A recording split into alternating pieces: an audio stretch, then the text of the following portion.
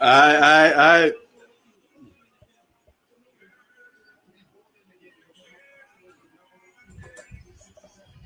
All right, we here, man. We here.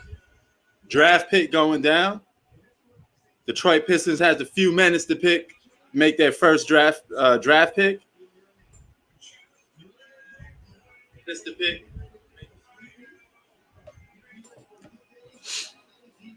Ha, funny. What ether, man? Your points had really no point to them. See, it's hard to defend LeBron James when he ain't got the resume to back it up. But what it do, Zach? It's not easy defending LeBron James, I see, huh? Because his resume keep getting shorter and shorter. That ain't my fault. That's his fault.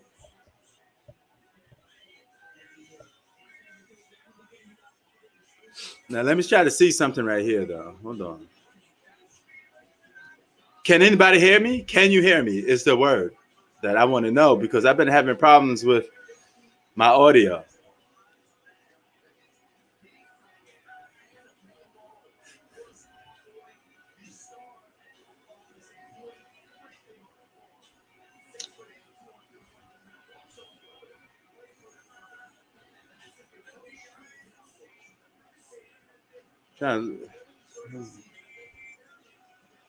Hold on, I'm trying to fix it up. The draft is going down, but I'm trying to see if I could get this little green screen going.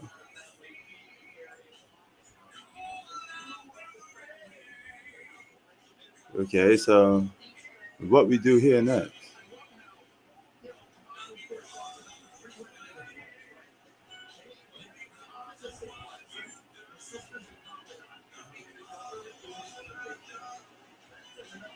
All right, as you can see, it's starting to look decent. Not that good, but let me try to.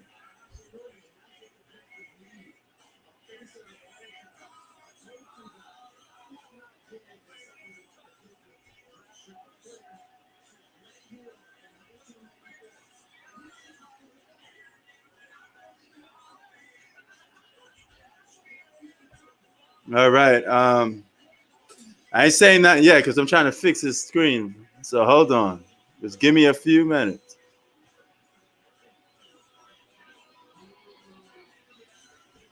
I need to see it.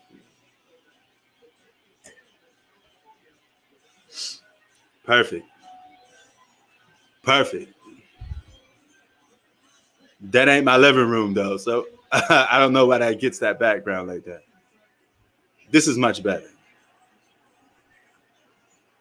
All right. Your Rockets have the number one pick. Okay, now the number one pick goes to Chad Cunningham. That's no surprise there. Averaged 20 points a game from Oklahoma State. I know he was going to go number one anyway. You had the chance to get Chad. You had to just trade up for him, but you didn't get a chance to keep him. So Chad Cunningham is the number one draft pick. Anything, can you guys hear me? Can you hear me, basically, is what I'm trying to see.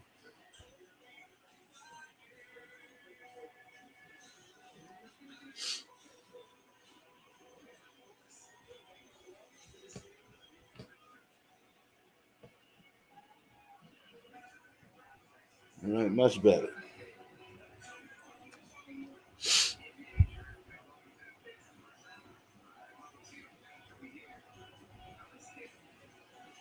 The Houston Rockets will have 5 minutes to select. You know, yeah, I'm good. Can you hear me? Or can you hear me talk, basically?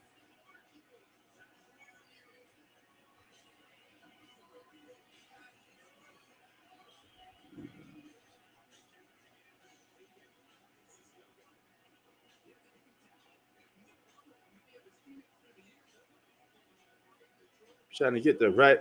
Look at that. Look how I play with the camera like that. We got to get out of that, though, because. All right. That's much better. Let's trying to get it right, fit and just right.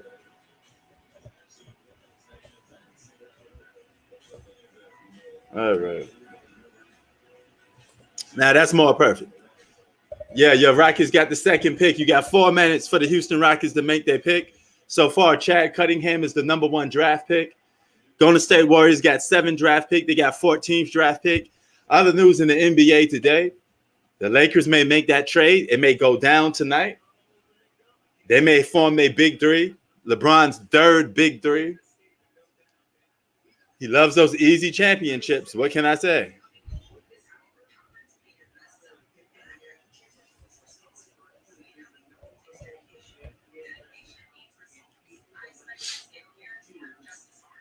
Chad Cunningham, man. Great pick. He's going to do good things for Detroit, but he cemented it to, Detroit Pistons. That is not a big three. Rodman was not an all-star. In order to have a big three, you had to have an all-stars. Only guy that was an all-star on there was Scottie Pippen and Michael Jordan. Nice try, though. You keep trying and you keep shooting for the left and you keep coming up with strike. You get strike 1, strike 2, strike 3. You keep hitting strikes. Dennis Rodman wasn't no all-star. You got to be an all-star to be in the big three, brother. All-star big threes aren't made of role players. You don't go that way. Role players don't make a big three. Sorry to tell you that. Only all-stars do.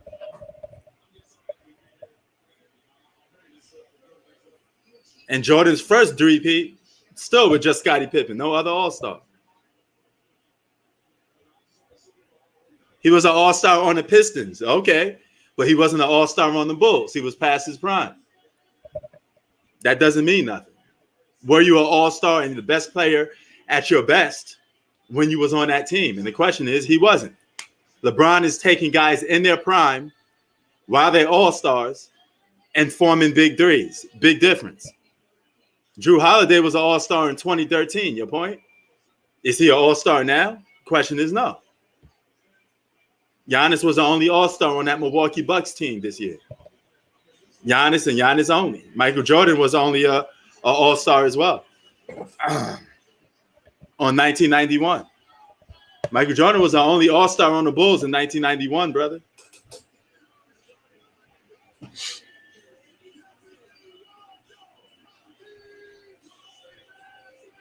Look at Jalen Rose. He happy that Chad Cunningham is on Detroit basketball. He was a role player when he joined the Bulls. He was on the verge of being out the league, actually, and the Bulls picked him up. But one thing for sure is he wasn't no all-star. He was an all-star about once or twice on the Detroit Pistons, and that's it. No, he did not. That's a lie within itself, too. And your point, he still had big threes while he was winning these so-called fully healthy teams. He won with super teams, so he automatically disqualified. No matter what you say, he won with big three super teams. And he's about to get a third one right now when Westbrook gets signed. Westbrook, Compton kid, he may come back home. And let's see who's the Houston Rockets going to select.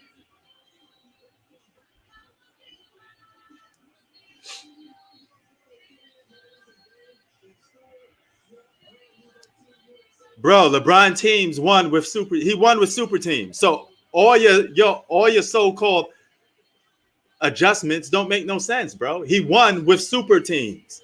Again, he won with super teams. He's automatically disqualified. So no matter what you say, he won with super teams.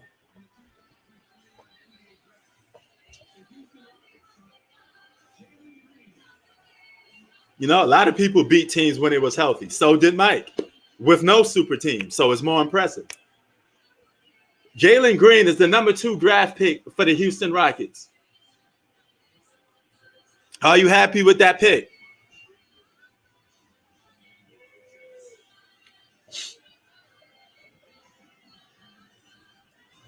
Jalen Green is the number 2 draft pick.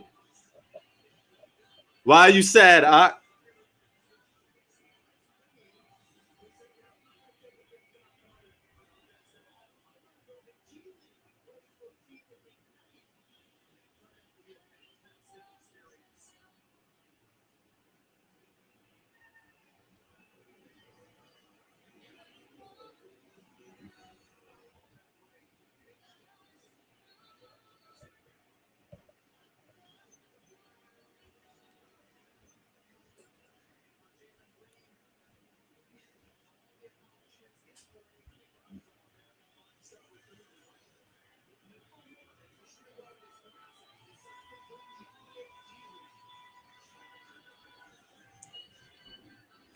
Jalen Green. You guys are definitely going a young route if you're Houston. You hate the front office? Hey, this is a draft pick. Remember, it's just a number. Anybody could be anything. You could be the 13th draft pick and be the best player in this draft. It's just a draft pick. That's all it is, just a draft pick.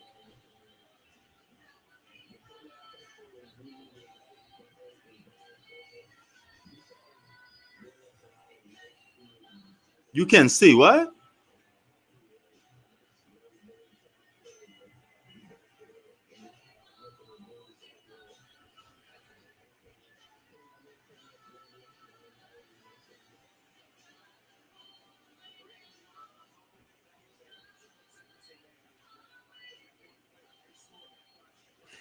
He could be good. You never know. Hold on.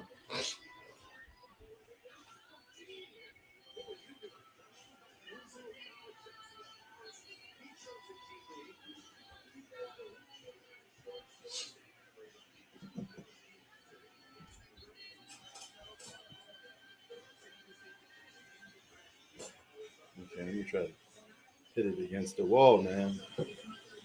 Let me see if I could change this.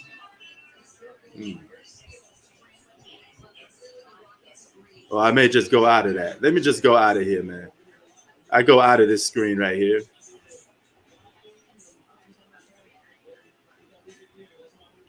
Because it's not working too good so far. I don't know why, but it's not working too good so far. I'm gonna have to go back to the drawing board and fix that.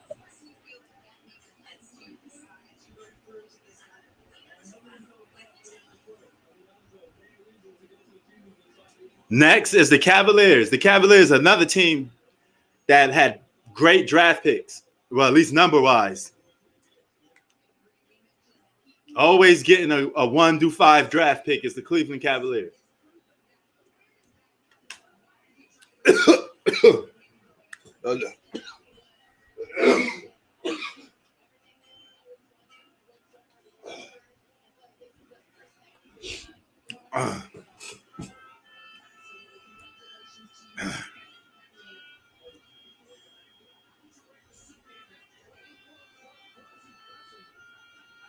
Okay, so it's official. I said by draft pick that Russell Westbrook would be a Laker. So it's official. Russell Westbrook is a Los Angeles Laker as of right now.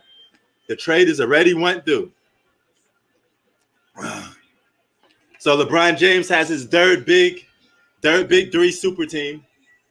And now he's going to suspect it to be winning with this third super team. And this is another stacked team for Russell Westbrook. He played with James Harden and Kevin Durant.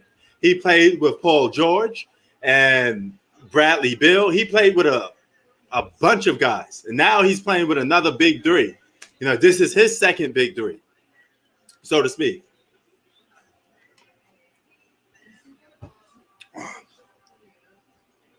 A lot of teams do that sometimes. What were the Bulls the very next season when Horace Grant left? And Scottie Pippen had to be the number one. Couldn't get the job done. The Bulls were below 500, begging Michael Jordan to come back.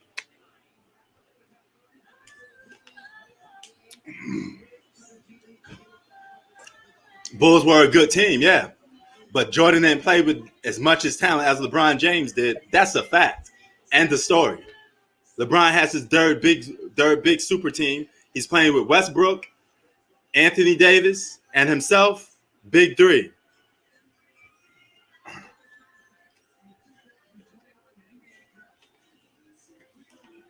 No, you actually lost because you're making no points. All your points add up to nothing. Because LeBron won with super teams, continues to make super teams, will win with more super teams. With 9 other Hall of Famers, while Jordan only played with 2 Hall of Famers and managed to still get the job done in 6, did more in 13 years than LeBron is still doing in 20. And the story. Only guy that has a chance to try to catch up to Mike is Giannis Antetokounmpo himself. And Cavaliers select Evan Mobley as the third pick. Cleveland Cavaliers select Evan Mobley. Great player.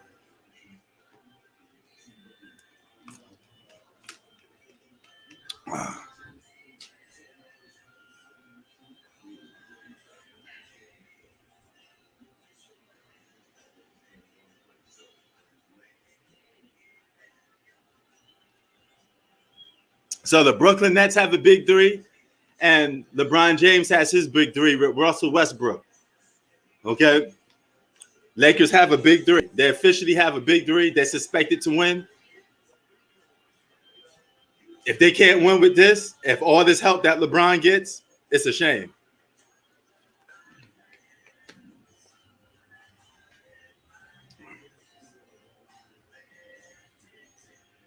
So it's official. Breaking news. Russell Westbrook is officially a Los Angeles Laker.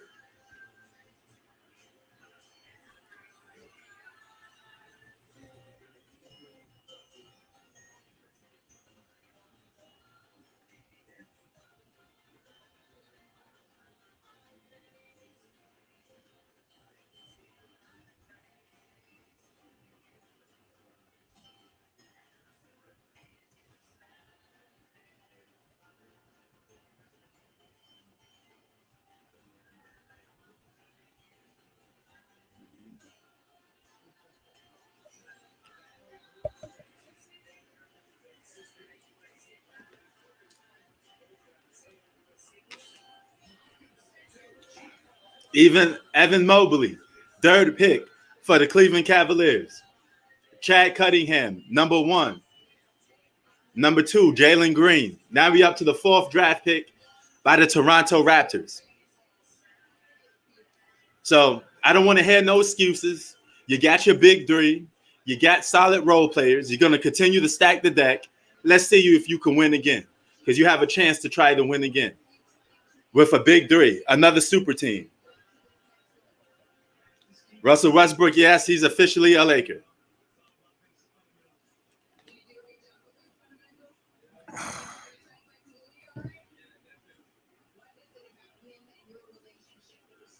LeBron gets his super team what he wants.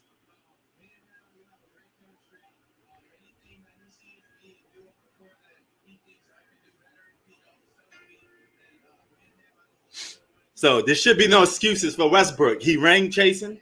He could get a championship playing with two top five players. If you can't win with that, then you can't win at all. You know? And LeBron James, no excuses for you. You stack the deck. Your legacy is forever tainted. You're winning with big three super teams. It is what it is. Always going to be tainted.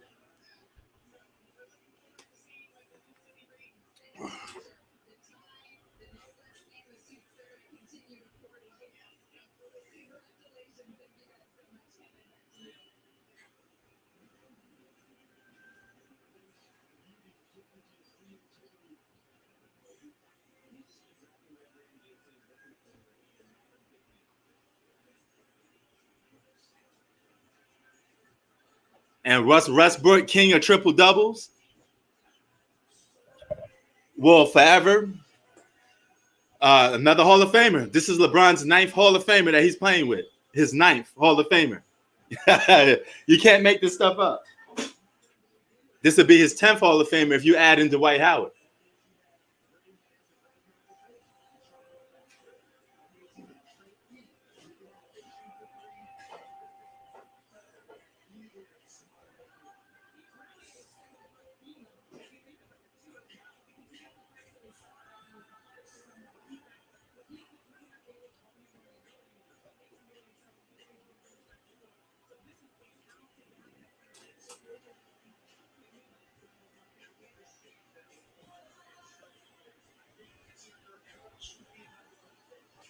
Man, LeBron needs everybody to win, don't he?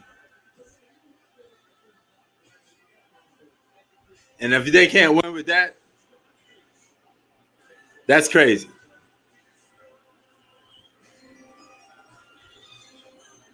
What's up, brother?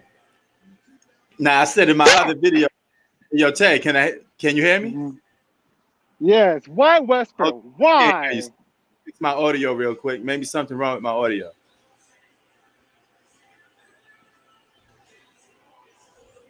Damn Yo, speak. it.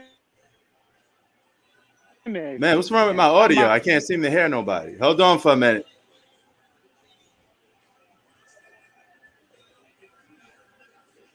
I had to rant. Yo, so what you need? Yo.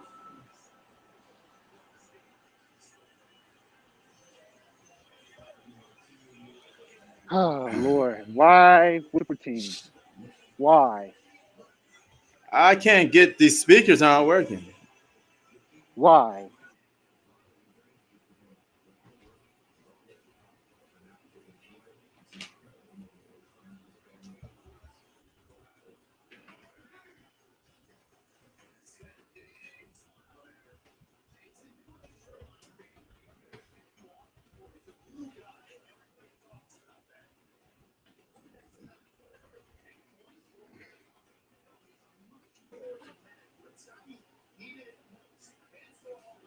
Okay, who the Toronto Raptors selected? Next up is the Orlando Magic. Okay, Scotty Barnes goes to the Toronto Raptors. Man, it's only a couple years left. The minute LeBron retires, I think the super team stuff would be over with. But as long as he playing, they're gonna be continuing to doing it. You know, more and more super teams.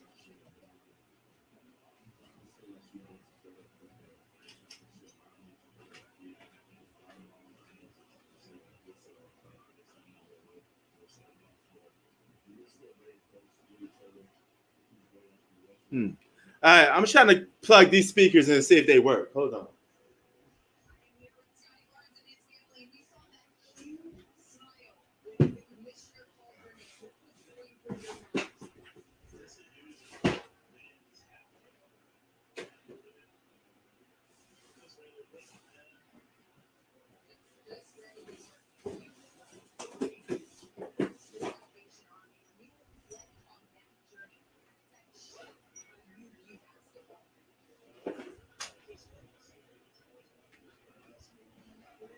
All right, let me see if I could get this going on. There's something wrong with my speakers. Not seem to be working. So maybe I could get audio out of this.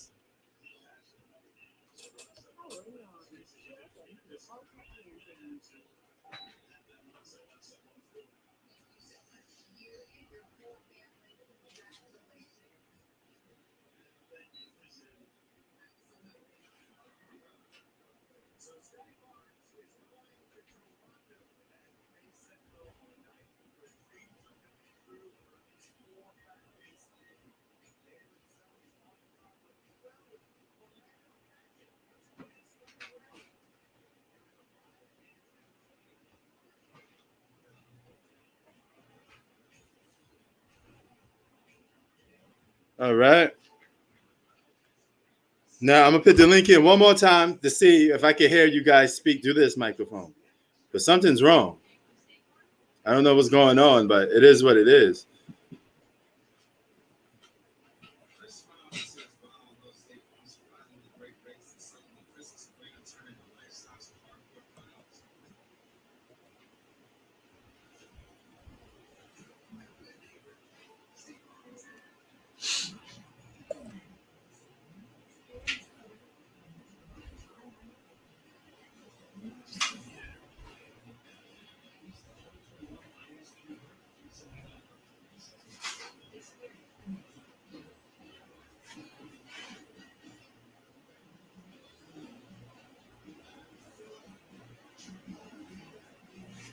All right. Draft pick is on and popping. So far, solid pick so far. Chad Cunningham, you know, number one draft pick.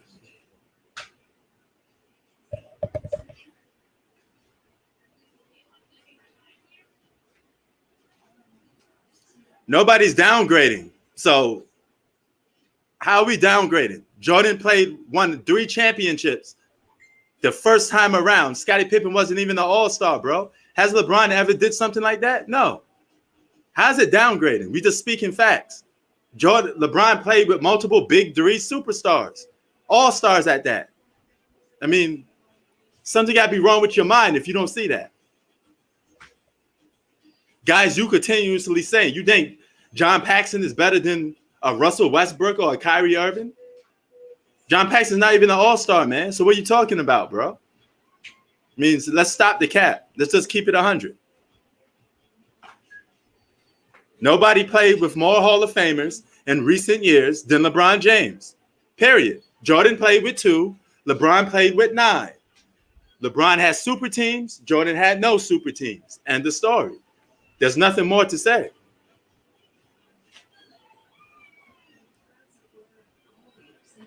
Dennis Rodman was a role player, not an all-star. Scottie Pippen and Jordan was the only 2 all-stars on that team. That's it. And that was just for the second 3-peat. That wasn't even for the first. Because Dennis Rodman didn't even play with them on the first time around. Stop capping, man.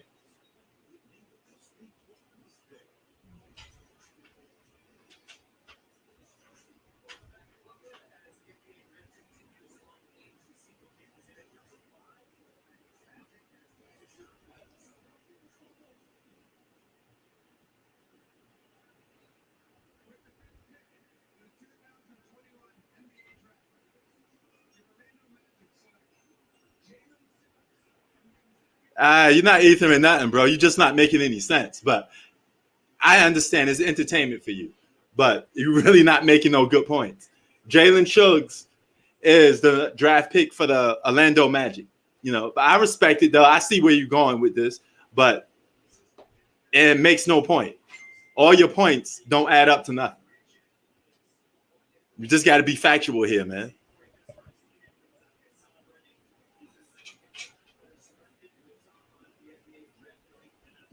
He got you on that one. Zach got you on that.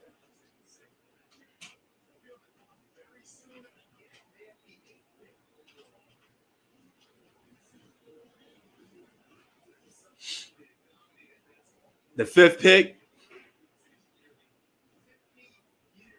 went to the Orlando Magic. Now the number 6 pick is OKC.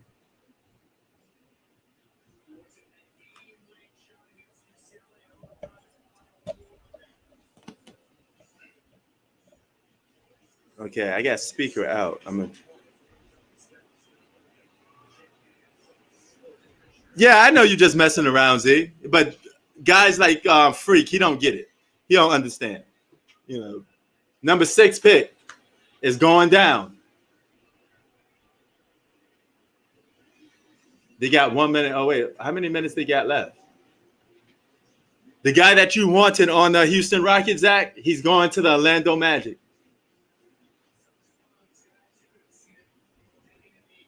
LeBron's case is really low, man. It's really low. He keep winning with these super teams. It's nothing more I can say about it. I mean, you're supposed to be winning with super teams, man. It's not like nothing captivating. The Lakers win the championship. The only ones that's going to be probably happy about it is Laker fans. You know, they're going to try to ignore the fact that it's a super team. But he's officially on the super team. LeBron got his goal of making a super team. Jalen Suggs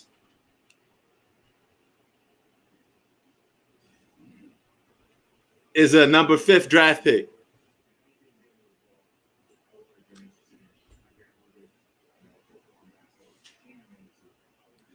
I don't know, man. He got his work cut out for him. He's gonna have to beat 2 super teams. He got to beat the Brooklyn Nets super team. Then he got to turn around and beat the Lakers super team. His only advantage is if somebody gets hurt and go down. That's his only biggest advantage. But he has his work cut out for him. Now, this could come out and blow up in the Lakers' face because Westbrook is Westbrook, the same guy that got ethered a couple of times in the playoffs. So he got his work cut out for him. Nevertheless, his work is cut out for him. But there's still no excuses.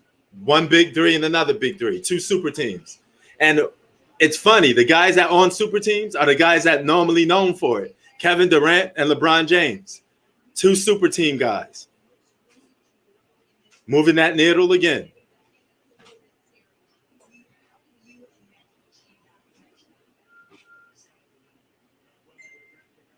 I wouldn't be surprised if the other dirt guy get in the mix. And that's Golden State.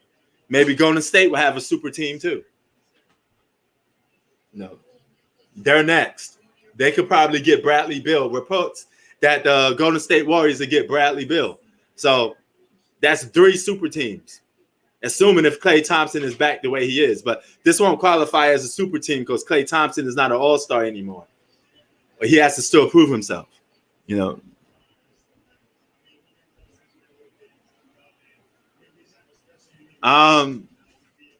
He should go to a team in the Eastern Conference, probably Philly or something. Yo, what's up? Yo, what up, bro? Yo, I can't hear nobody, man. Something must be wrong with my audio. You can hear me now? Hold on for a minute. Let me try to fix the audio. Just hang in there for a minute, Hoop. Because I know you can hear me, but hang in there for a minute.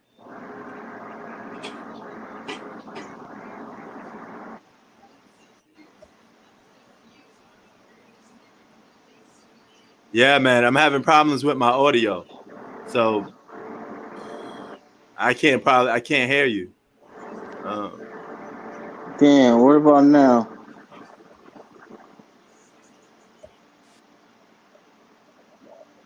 You can hear me now? Yo. Okay, now I guess now. Yo. Yo.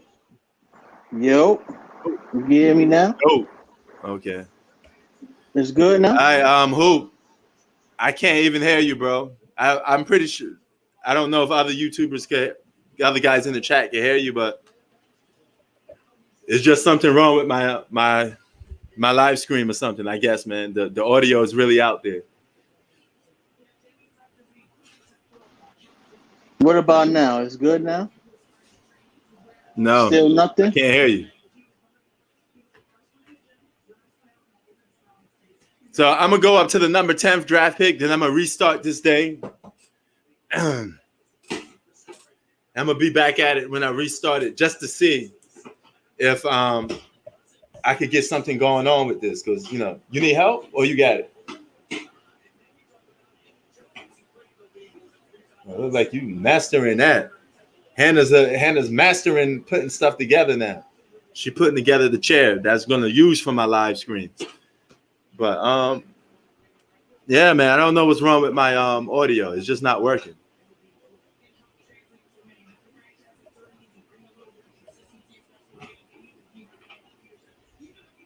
Let me try something out real quick.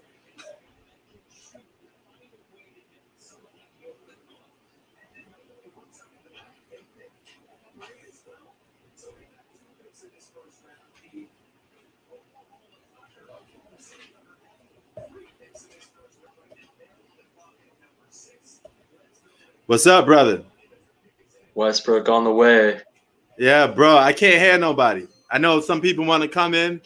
Tay wanted to come in. Red Pill wanted to come in. Everybody want to come in. But something's wrong with my audio. I may have to just restart it and start it again. But here's the funny part. Westbrook, AD, Dwayne Wade, all these guys are going to be downgraded because they play with LeBron James. Now we're going to sit there and say that they're bums. You know, we're going to dismiss the fact that Westbrook won an MVP as a king of triple doubles. You know, I'm not seriously impressed with triple doubles, but nevertheless, he is the king of them. But we're going to ignore that just to uplift LeBron for playing with all these Hall of Famers.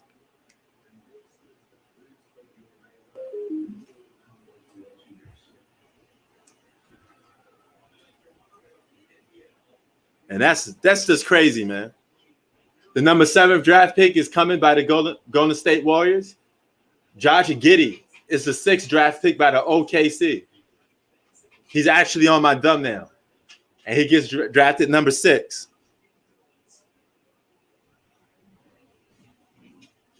I don't know about that far because other guys are forming super teams too. He may just end up with that one championship, but just keep playing with multiple good players. Keep in mind, other guys are going to form super teams too.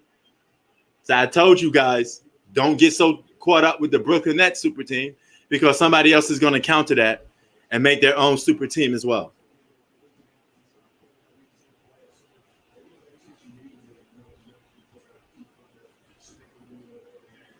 I don't know what the hell is wrong with my audio, but it's just not working.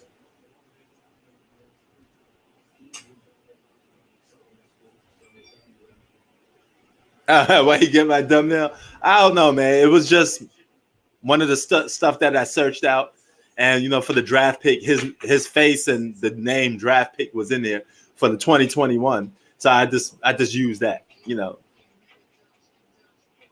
But yeah, Mr. Josh is your number 6 draft pick. Number 7 is coming up pretty soon for the Golden State Warriors. Hold on for a minute.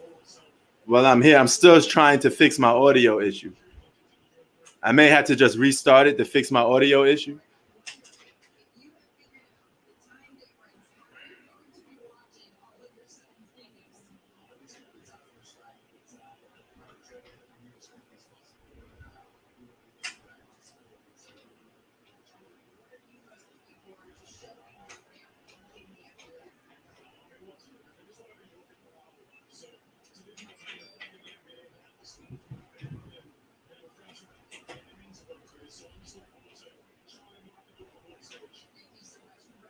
Yeah, man, something wrong with my audio. I'm still trying to fix this joint.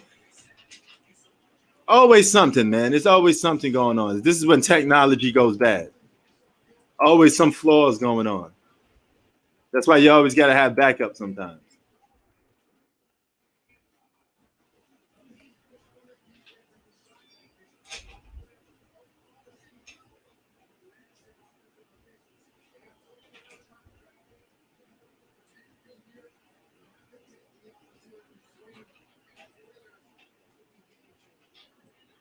So I'm running a quick scan on my computer to see what's wrong with my audio, to see if it comes due.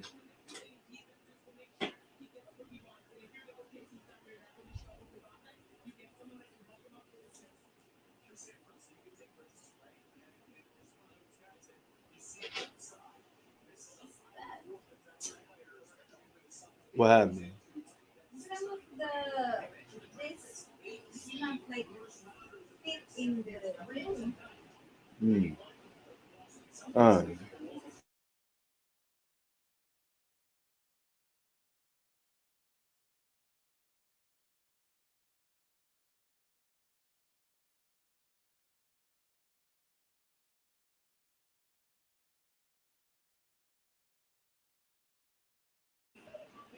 right, I'm trying to fix my audio real quick, man, but I don't know what's going on. Let me just try to play something. If this works, then that means the audio will come in. All right, it's fixed. All right, it's fixed now. So I'm gonna start inviting people in. I had to run a quick scan on it. I don't know what that was about, but now you can try to come do.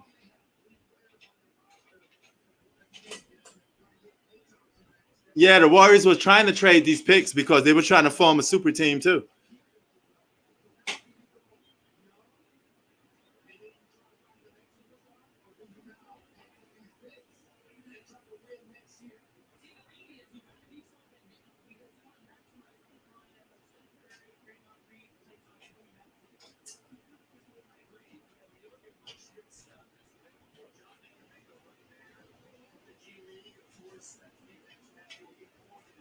So it's official.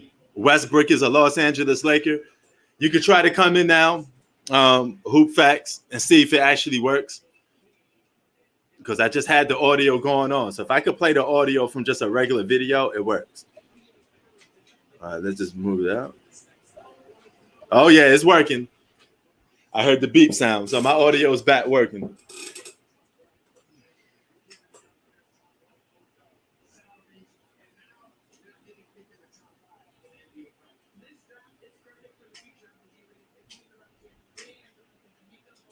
Yeah, the Rockets are going to be bad next year, but they're rebuilding. You know what I'm saying? They're rebuilding.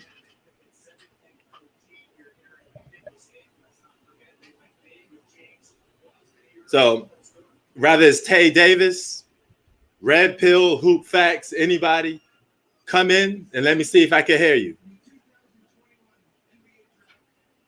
All right. Who? Who they select? Oh, okay. Jonathan Kuminga. He's from the G League. He's number 7. He's a forward. I think I know what the Golden State Warriors did when they picked this guy. They want a guy that could rebound and play some defense because they got shooters around them, you know?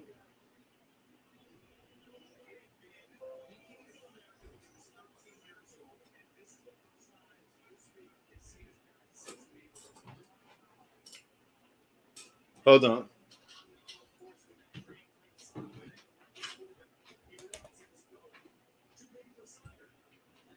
All right. The live stream is fixed. The audio is fixed.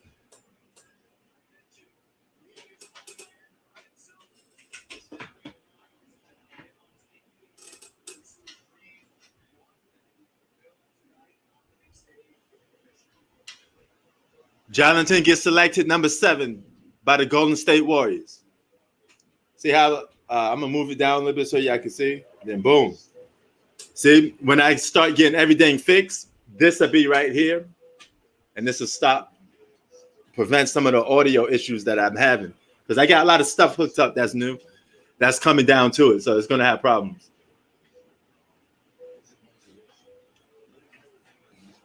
So LeBron trying to get more championships by hook or crook. You know, KD and LeBron James, man, they just don't care. They just want super teams. They want to win by every possible way, even if it is the less respectable way that people are going to penalize. Because when you get with multiple superstars, you get penalized for it. It just is what it is. You know?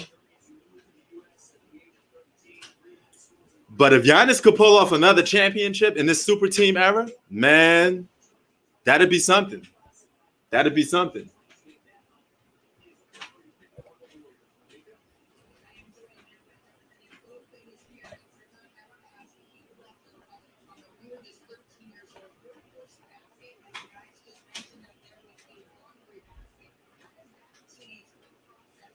Thanks to 2K. Oh, my bad. I didn't even want to try. I'm trying to put the link in there. This is not working. What happened? It don't work? Yeah. So this one it doesn't have a like this. I tried to move and it's really doesn't work. Oh, this piece don't go in it? Yeah. Oh, This, okay. this goes there. So I move it. This that one doesn't.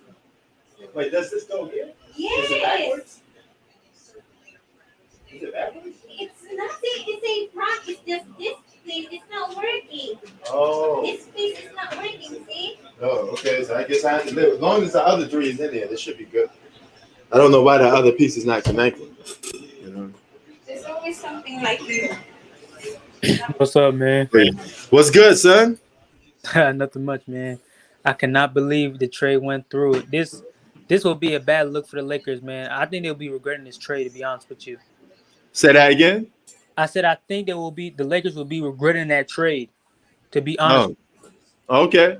Because Russell Westbrook is not that spot-up shooter LeBron wants him to be. You know, he's not even a great point guard. He wants players on their sets to make them create their own shot. Oh my God, that kid can jump. They got. Oh yeah. Them boys can jump. But here's the thing, though, man. You know. But it's good for us, though. Hey, I'll take it. Give me those picks. That's what I wanted. Yep. Right. Yeah. You guys want to rebuild, man. You know. But hey, if they failed with this, I don't want to hear no excuses. They didn't have no excuses last year. They don't have no excuses the year before that they won. They don't get no excuses at all. There's no passes. They don't get the job done. And you can't get the job done on the super team. Come on, man. Mm-hmm. It's bad enough that you're playing on one. So we're gonna get discredit and penalize you for playing on the super team. Mm-hmm. They should have. I'm watching Orlando right now. Hold on, let me see what they pick. Oh yeah. Lando's picking. Let's see. Orlando got Jalen Suggs. That's a good pick. Yeah, that was good. Mm-hmm. Don't they already got a shooting guard though, Orlando? Yeah, but hey, man, I mean, they're just developing these young boys. Frank Wagner. Folks. No, Cody something from North Carolina. Who? The dude with the dreads. His I don't know. Cole Anthony's son. I don't know. Did he get drafted already? No. He got drafted like 2 years ago. Oh. He like Oh, a he shooting said, yeah, Cole guard. Anthony is on the Magic. Yeah. He a shooting guard, point guard. Which one? Jalen Suggs? He's a point guard. Jalen Suggs? Yeah. Oh, I thought he was a shooting. Okay. What about Cole Anthony? I think he's a point guard. I think Jalen Suggs is a point guard. I could be off on that, though. What they gonna do with Markelle Fultz? They probably should trade him, I guess, man. I don't know.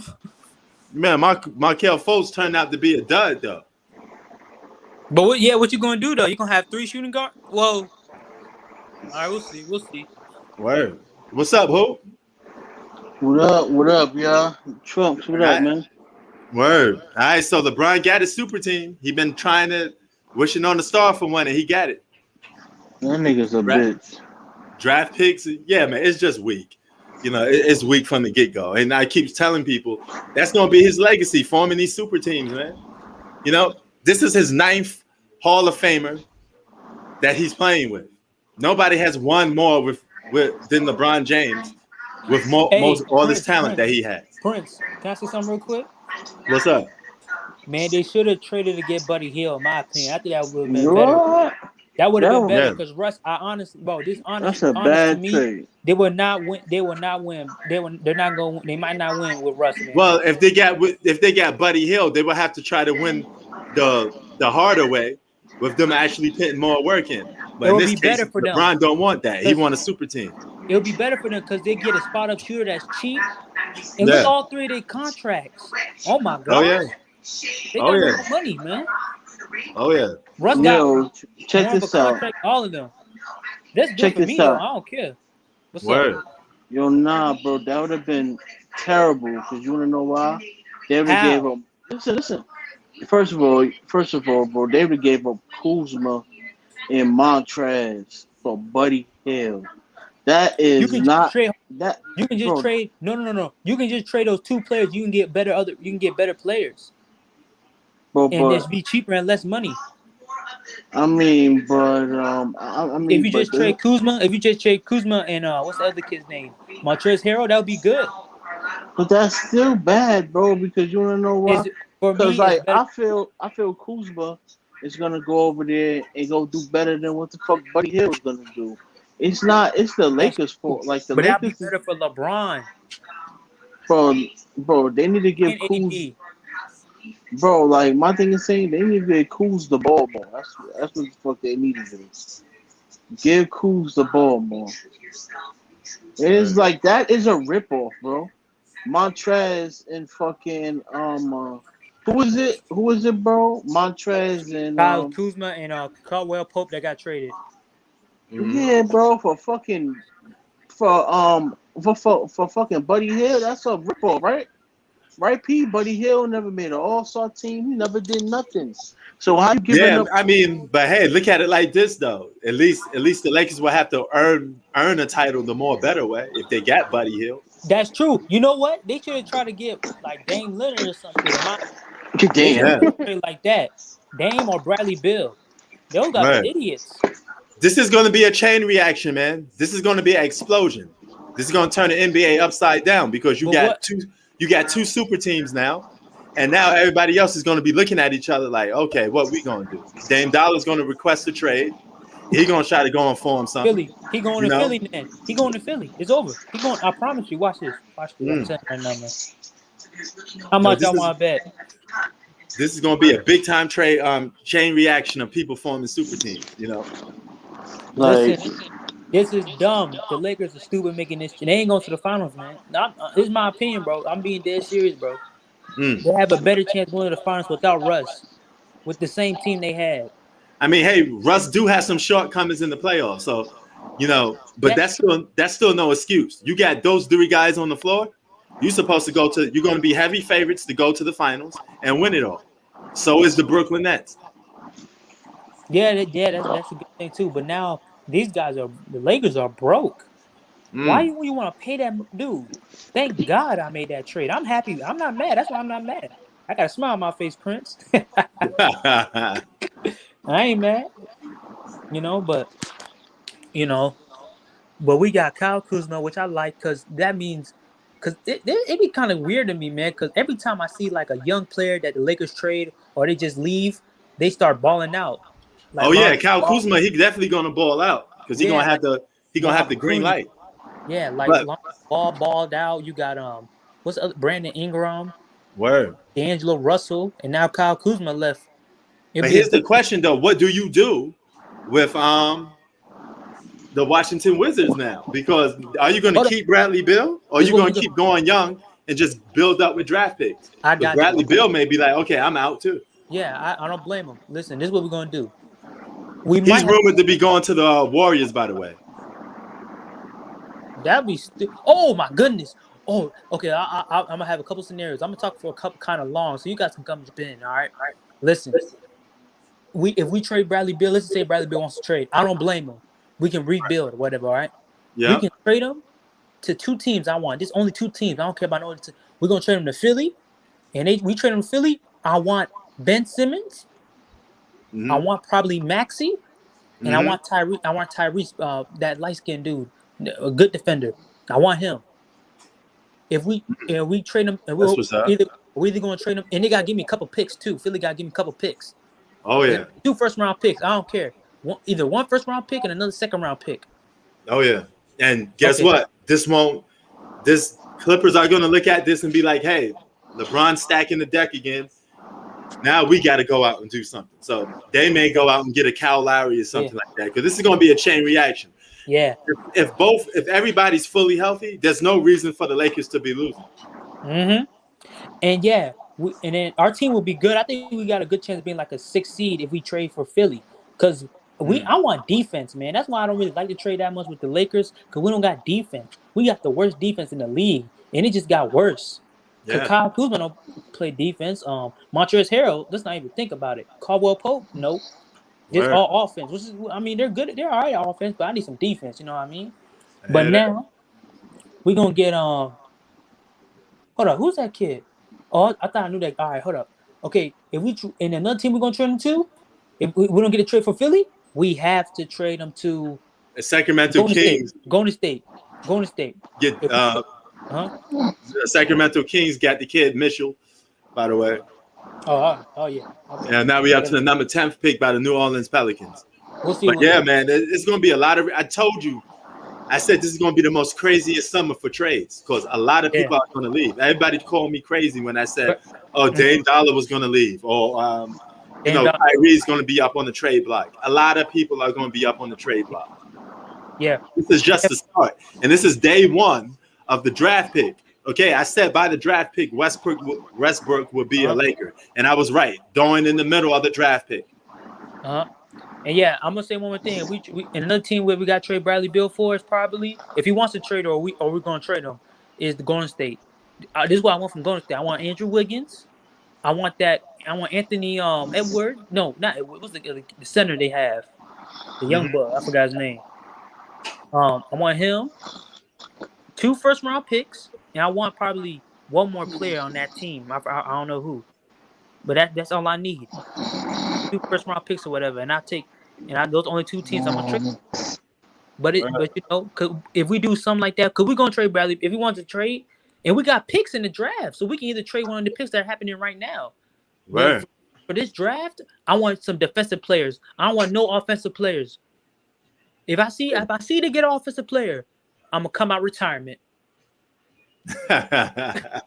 Word. Yeah. For that, man. Yeah. But yeah, that's pretty good. But we'll see, man. That's a dumb trade for the Lakers, man. That's my honest opinion. What did they expect to use with Russell Westbrook though? Well, man, it's going to be they're going to be ball dominant big time. You know, LeBron needs the ball. Westbrook needs the ball. You know, there's going to be a lot of ball dominance going on. You know, it's going to be hard for them to work it out a little bit, but at the same time, they're going to have to figure out something, because there are 3 all-stars playing on the same team, 2 of the top 5 players in the league, arguably. Then you got Russ, who's to some people a top 10 to top 15. You got yourself a super team, and role players are like a dime a dozen. You can find them anywhere. So you really think you can find some role players? Yeah, they can find some solid role players. I mean, it's not going to be like groundbreaking role plays, but it's still going to be enough to get the job done. But what makes you think they're gonna come in for a little bit of a like $2 million? Like what makes you? Because they've been doing it since the formation of these super teams with LeBron. Guys been taking shortcuts, getting buyouts, jumping to super teams. So that's not when that super team gets formed and people are like, what you gonna build around them? I don't worry about that because I know guys gonna come regardless anyway. Who they got? Zaire Williams. No, Zaire Williams. Oh yeah, Zaire Williamson. Stanford, huh? Yeah. Smart. Okay, here we go. Zion Williams. Why I keep saying Williamson, but yeah, man, he's solid. Yeah, I'm telling you, is he a defender? A good defender? He's a good defender, a good rebounder. He's pretty good. This is what the Wizards need to do. I promise you, man. If they make they get a really good offensive player. Yeah. Oh, I'm shooting up the roof, man. I'm telling you, man. I'm gonna go up to Washington Capitol, start breaking. You know what I mean? Word, son. But this is crazy, man. Yeah, but man, yeah. LeBron's getting old, and Russ can't shoot, and AD he can shoot, but he's here's the thing though. I don't want to hear that old excuse from LeBron because everybody keep saying he's the best player in the league. So I'm gonna keep judging him by best player in the league standards. Until otherwise. So they got more than enough talent to win. So does the Brooklyn Nets. 2 super teams, and we're gonna see more form. If I can't call Bradley Beal going on the Warriors a super team, I'm gonna tell you why. Whoa! I'm gonna hold on. I'm gonna tell you why. Because I don't know what Klay Thompson is yet. I mean, I don't know what Klay Thompson is yet. If Klay Thompson is Klay Thompson of old, they got a big 3 super team, fine. But if it's just Steph Curry and Bradley Beal, and those are the number 1 and 2, and everybody else is drifting off into role player territory, that's a different situation. I got to see what Klay is. Klay hasn't been an all-star. This dude went parachuting. That's crazy, man. For a couple of years. So man, I can't do that. No, I ain't jumping off the plane. The biggest trade that's gonna happen is gonna be with Philly. I promise you, bro. Watch either Philly or he went to Syracuse. I was wondering who this guy is. That's what he sound familiar. But there's no way Dame Dollar stays in Portland with the Lakers having the big 3. Nah, the Lakers should have tried to trade and get him. Man, they so stupid. The Lakers are the only super team in the Western Conference. Amazingly, is by LeBron James again. He tells you guys this off the bat. He want to play with Luka. He want to play with everybody. Luka. No, I can't judge your greatness too much if you keep stacking the deck playing with good players. And let me say this: I don't think the super teams are gonna fit. You're not gonna see that much super teams in the future. Let me tell you why. Because see who they're doing it. They doing it, I gotta see who they pick for Charlotte because I want to see who they gonna put around LaMelo. Okay, listen, man, these kids today. I know this might sound weird to you, and you might not agree with me, but these kids today, man, they seem like they want it. You see, Trae Young went to the Eastern Conference Finals. You got Joel Embiid. He out there doing it. You just need to get one player. You got Luka. You just need to get one more superstar, man. Just one. They ain't gonna cheat the process. All Luka need is a running mate. He need a Scottie Pippen basically. He need a number 2. Yeah. I don't see weakness in the blood cells, bro. Like I don't see what they gonna do like LeBron, like start that. They might, who knows? I really don't care, but I don't see that from them. They winning so when they walked in the NBA, man. Word. They know, man. I don't. Same with LaMelo. Mm-hmm. He was about to go to the playoffs, so he didn't get injured. Word. You know what I mean? So, man, I don't think we're gonna see that much super teams. I truly do believe super teams. We're gonna see them, but we're not gonna see them as much. Well, we got 2 already, so 2 and count. Regardless where Dame goes, if Dame ends up going to a team that got multiple All-Stars already, that'd be a super team too. But here's the thing: you can't get Dame Dollar on Philly without giving up Ben Simmons. Shit, trade that motherfucker, man. Yeah, and he went somewhere missing. Nobody even know where Ben Simmons is at. Don't matter. He don't matter. He don't even contact the franchise no more. Hey. I don't blame him. Yeah, you might get mad, but I mean, If I was the organization, I'd be like, fuck it, we're gonna trade him regardless. Because if we trade him and he's not contacting, or the team that I trade him to and not can't get contact with him, he's not gonna be my problem. Yeah. Mm-hmm. But another trade won't happen. That's really it, man. But we're gonna get so much picks. We're gonna be like OKC if we do trade Bradley Beal. I'm telling you. No question, man. You know, hold on. Why is this thing not plugged in? Did I plug my drain? Now I be trying to tell people, bro. Let me be a GM, man. He said, "Let me be a GM." It's not hard, man. Really, defense matters. I'm trying to, and coaching too. I'm happy with the coach that we hired. I ain't gonna lie. I don't know that much about him, but I feel confident with them. I'm kind of good that we fired him, because I don't know about him, man. Scott Brooks. Word. He's not there for me since day one, and the GM too. But if he does this right, then all right, then no problem with it. I like this trade he got right here. I mean, is it Lakers the only person that wanted Russell Westbrook? The only team? No, I'm pretty sure other teams wanted him, but you know, the Lakers was just there to scoop in and take it. You know. You think the Clippers wanted him or nah? No, his. I think any team would take a Westbrook. Yeah, but what would be the cost of that? In his contract, that's the two things. I think what tipped it over was the draft picks. You know, Washington. You know, they say, okay, we're losing a star, but hey, we could get these draft picks and develop a future all-star with these draft picks. You know, nah, we only got like a low first round pick, so I don't think that pick is really gonna be like a superstar. Hey, it don't matter. See, here's the thing: it's just the number. You don't know it. We're watching this draft pick right now. You can't say the number one draft pick is just going to be better than everybody. Sometimes it could be the 13th. Look at Kobe. Kobe was drafted number 13th. Yeah. You never know with these draft picks. That's why I keep saying a draft pick is not it's not a super team. It's just the way you go about running an NBA team. You draft players, you develop them, and and you see who develops to be and who. I'm saying, but for the pick, let me see what pick we got. Hold on, let me see. We got the let me see right here real quick. Damn, this shit bullshit. Hold up. Man, I'm watching this just because of my Wizards, bro. I don't care about nobody else, to be honest with you, man. No. Okay, we got the 15th pick. Yep, 15th pick. Yeah, that's pretty good. Man, they better not fuck this shit up, man. We need defense. Yep. Man, stop trying to be like everybody else, man. Get the biggest player that can shoot the most, do the most, and all that with on one side of the court, offense. Get somebody to play some defense. That's what we need, man. Word. So, since you're a Wizards fan, do you want Bradley Beal gone, and do you be like, hey, just trade Bradley Beal off and let's just do this rebuild thing? Yeah, because I care about my players, man. I care about their future. I want them to win a ring. Same way with Russell Westbrook. We're gonna talk about. Oh, hold on. Let me see Charlotte. I got. They got to put somebody good around LaMelo. Yeah, this could be Westbrook's one opportunity to win a championship again. But Westbrook played with a lot of good talent himself and failed to get the job done. They drafted a guard. Okay, shooting guard. First team All Big East. UConn. Yep. Let me see what this kid about. Woo. He's a guard, so I mean he averaged 18 a game when he was in college. So I mean he'd probably be solid.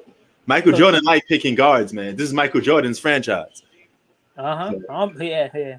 Jordan's always picking guards. He always annoying bigs. He just want to pick up guards every man. He picked a big one time. He picked a big. That big that he picked too. That was Kwame Brown. Him? No. Yeah. Him and the other dude. It was a white guy. That big he picked was Kwame Brown.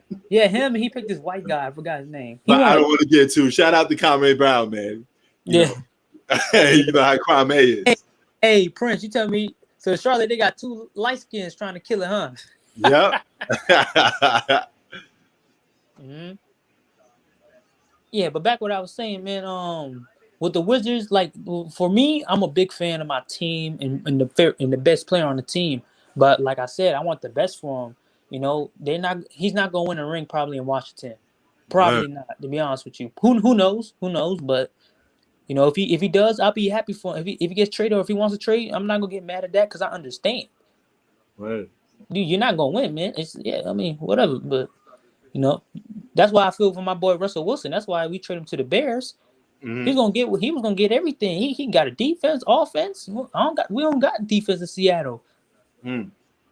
But That's luckily true. he didn't get traded. So you know. Yeah, man, it's crazy, man. I this super team stuff is crazy, man. Yeah, but Dame and Bradley, they ain't going to no super team. Mm. They going to just a two good players. A team Like that needs a help with duo, just a one duo, all-star. a duo. They just gonna go to a duo. They Hey, already got a superstar in that team. You know what I mean? There's nothing wrong with that. There's nothing wrong with that. Yeah, You know? That's what I'm saying, man. But they gonna give up a lot to do. Word. You know, Yeah, see, this is why people wonder why LeBron don't get that much respect. It's stuff like this. You know, bro, I live here in LA and people be continuously disrespecting LeBron James because they don't respect the moves he be making. You know, a guy told me at my old job that I used to work with, you know, it's like, it's hard for me to give LeBron props because he's always wanting to play with the best players. He's always teaming up with people, you know? So it's how it is. I went into a store, man. I bought a magazine.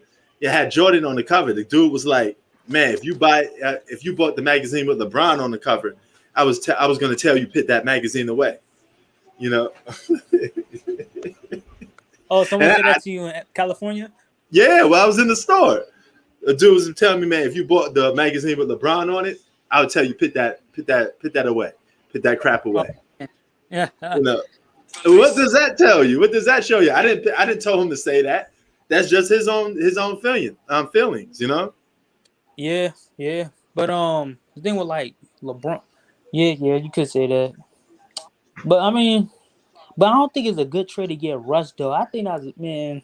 But we'll see though. But I'm gonna make a bet. They might. I'm gonna wait till he come back. You think it's a blow up in their face? Yes. Probably. Who knows? I'm leaning more towards they might lose more. No, not lose more, but I'm leaning towards there's a less chance of them going to the finals or even the Western Conference. All right, blowing up in their face or not? They're going to be favorites to win. I don't want to hear no excuses. No. Yeah. I don't think they're gonna be. Okay, who you got in the Western Conference? You got Golden State. They coming back, but Klay Thompson. You know, Klay. Yeah, so he's gonna be out for like a first quarter of the season probably. Bro, the Lakers are the only team in the Western Conference with a super team. Again, LeBron trying to deplete the Western. And Kawhi gonna be out for damn near quarter of the season too, or probably half the season. Yeah. Because he gonna come back from ACL tour injury, I have to believe. Oh yeah. So this is why I keep telling people. People say, "Oh, if LeBron played on the West, this that." If LeBron played on the West and he had the same power, he'd be forming super teams in the Western Conference too. Oh my gosh! You know? Hold up, wait a minute. You might be right, bro. Because they really are. They got a good team. No, okay, Jamal Murray, I believe, from the Nuggets. Yeah. Jamal Murray, yeah, he's good. But the Nuggets aren't a super team, man. They're just drafted young players that they're developing. The only super team that is in the Western Conference is the Lakers. That is true. I just seen it now. So Chris Paul gonna stay with the Suns, huh? Huh? Chris Paul gonna stay with the Suns? I don't know yet. I don't know where he's gonna go. You know. I mean, that's why, man. I think the Lakers should probably get Chris Paul more than Russ, but. Word. But hey, man, Chris Paul is presumed as one of the greatest point guards of all time. He was an all-star, so that's a super team too. You know? Yeah, if they get somebody like Buddy Hield or something, at least it's been respectable. It won't been no super team. You know? Go and get DeMar DeRozan. If LeBron's really that good, why you need a super team for? Mm-hmm. You know, why you need to win with a super team for? That's crazy. Hey, that's pretty good.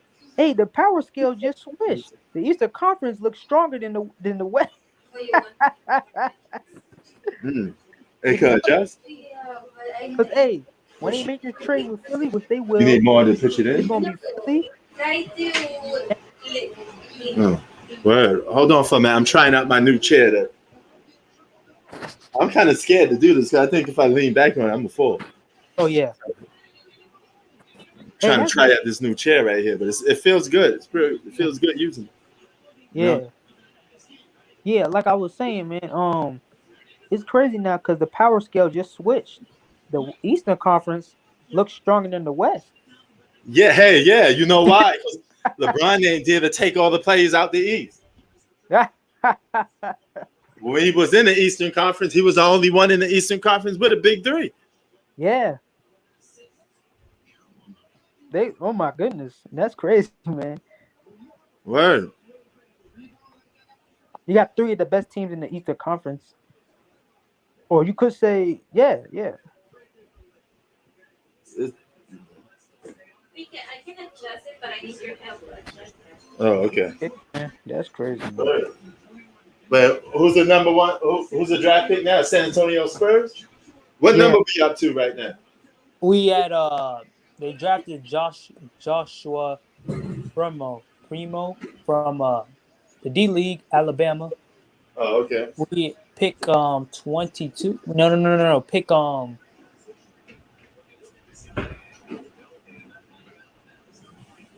Sit on it. Is that?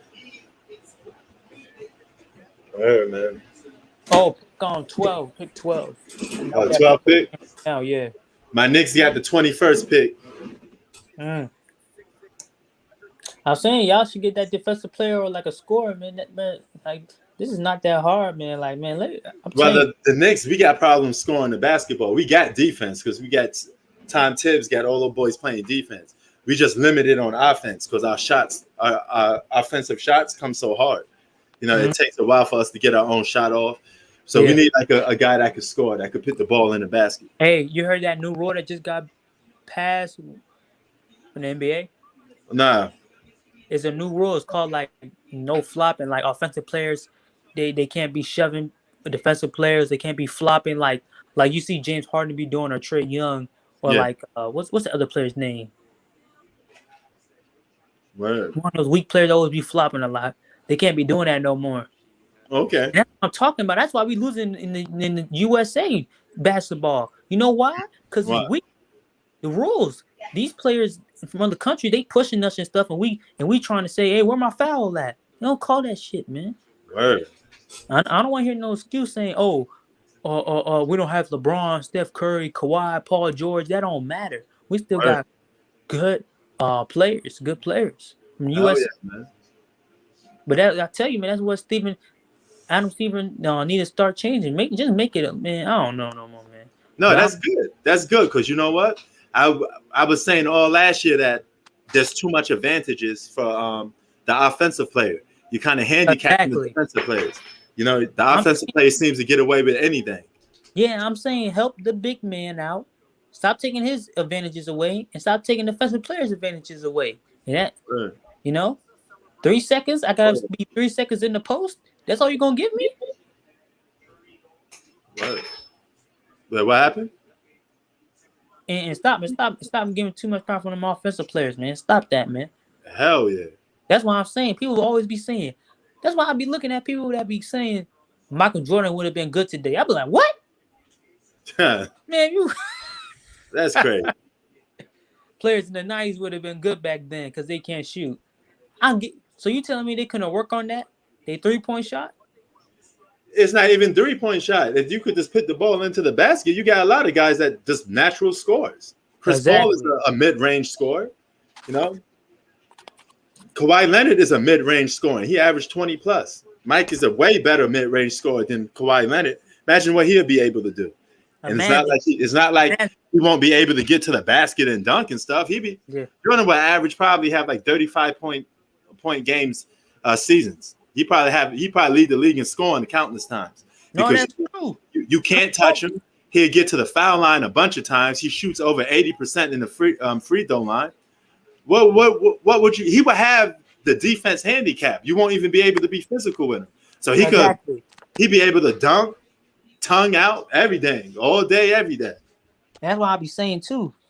Like ain't people be saying Kobe's a spitting image of Michael, but just a little bit more. Mm-hmm. A lot more should I add, but Uh, yeah. And when he had that rule, when he took away the hand check that one year, he was the most. He was the player that was scoring the most points in that season. So when he Right. took hand checking away, Kobe is he had 30. Kobe's a perfect example of why Mike would be great in this era, because Mike was more efficient than Kobe, a better defensive player than Kobe, and better post up. So he would have had just as much as points as Kobe. Yeah, and so when they took away the hand check rule that one season, he was still the highest scorer in the league, and his points jumped up by like 10. He had like 36 points per game, Oh yeah, and it was still hard to score back then. It was like we're talking about mid 2000s, really early 2000s, or you could still push and shove somebody, you know. right. So all you Laker fans, go and pick up your Russell Westbrook jersey. Now you're gonna start being a Westbrook fan after you've been calling him a choke artist and all this other stuff.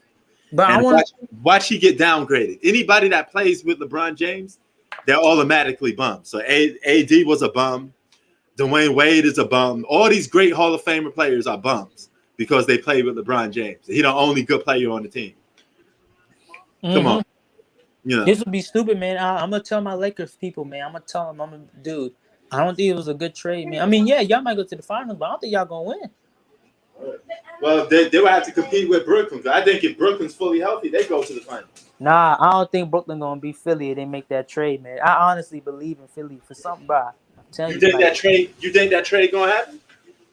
they gonna either get Dame or Bradley. Yeah, probably. I And don't know, cause Embiid is missing the score. Won't you try to sit on it? Sit on it. You heard it. No, you first. I need to think about it. huh? Nah, I was talking to a wife that's sitting in this chair that we put together. Oh, okay, cool. I was trying to tell her it's a comfortable chair, man. But I'm sitting in it right now. Yo, this chair is the bomb, man. I'm sitting in it right now. Yeah. Word. Yeah, but I think that trade might go down. But That's all Embiid needs. He needs a guy that he could rely on that scores. Not a guy that's scared to score. Man, Ben Simmons had wide open layups, and this dude was passing the ball. It's that's the pathetic, problem, man. Word. Like these dudes don't know simple basketball. Man, it's easy, bro. Like, Word. That's why every big man in the league won. You put shooters around them.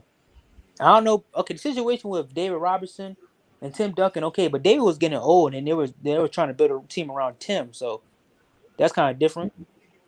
Hell yeah. Oh, the 14th draft pick is coming up next for Golden State. Oh no, that is they pick. My bad. They pick a kid out of DR. Oh, he was born. Who's that? Who's that woman talking? Jesus, who's that? I don't know. Probably somebody wishing him good luck. His name is Chris. All right, we about to come up. 15th pick. He's a 14th draft pick. My Wizards, man, stop. Yeah, your Wizards next at the 15th draft pick. Well, I think it's the Pacers. No, this is the Pacers. Jerry West must see something special in these guys because he's good at picking talent. But he picked this kid out of DR, man, Dominican Republic in the house. This is a Pacers pick. That's the Pacers? Oh yeah, that's the Pacers. Oh, the Warriors is next, then the Washington Wizards. I got it confused because I thought the Warriors was picking right now, and then it said next Washington Wizards. You see, look at the screen. You see how I look? And they barely got the same color scheme a little bit. Where? Man, but I'm telling you, we gonna get if we trade Bradley Beal to Golden State. Yeah. Oh, we gonna be OKC. I don't want the players that they drafted this season. I don't want them. They don't play defense, like I said. Give me Wiggins and Anthony and 2 first-round picks. Where? Know what I mean? But I'm happy whichever side, man. I'm really happy, bro. To be honest with you, man. And we can still trade Kyle Kuzma and Montrezl Harrell. No, never mind. We can't trade him. Out there, but. Now, if Westbrook can't win with LeBron and AD and, a decent supporting cast, this hurts Westbrook too. You should be able to get the job done. You can say that. That's the thing about super teams.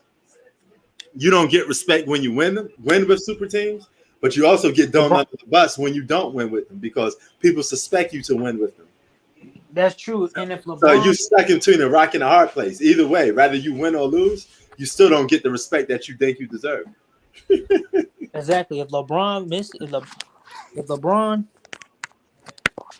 look, man, I'm gonna say it, man. I want to hear nobody saying LeBron James the GOAT, man. He only got 4 rings. Time Word. is tick tocking. You telling me he gonna be 50-some years old Well, yeah, he ain't gonna be still playing chasing that a long. ring? He ain't gonna be playing. He ain't gonna be playing that long. You know, his time is definitely ticking. You know. Yeah. I know he might play till his 40s, mid 40s. Oh yeah. And I was saying, if it's a funny thing because me and Hoops was talking about that. I say LeBron won't win the championship unless he comes back with another super team. That's the only way he could win is with another super team. Because if you relying on him to be the alpha, the number one guy, they ain't gonna get the job done. Now they're gonna get it done with just playing with multiple all-stars. Mm-hmm. Now I'm gonna have to hook this up. See, look at the screen. This is my new mic. Yeety. Yep. I'm gonna have to hook that up next, you know. But That's see, great. I got half the whole thing surround. I got half the whole thing going. See right here, I got the pop filter and everything. I just need to just get it going. Yeah. You know what I'm saying? But Hey, LeBron, yeah, man. But I don't know, cause I know a lot of Lakers fans, bro. They probably being like, "Oh shit, I think there's a lot of Lakers fans that don't agree with this trade." To be honest with you, it's great. It's a great chair. Yeah. Nah, man, I ain't no YouTube goat, Zach. I'm just a dude on YouTube, man. Just chilling, man. You know, I was gonna start working on August 2nd, but they wanted me to get vaccinated. You know, the minute they said that, I was like, okay, you know what? I guess we're gonna have problems. I'm not taking this job. You know, it was a pretty good job too. So a lot of people would be like, man, you turn that down? I should take. But you know what? It's all good, man, because another opportunity gonna come his way anyway.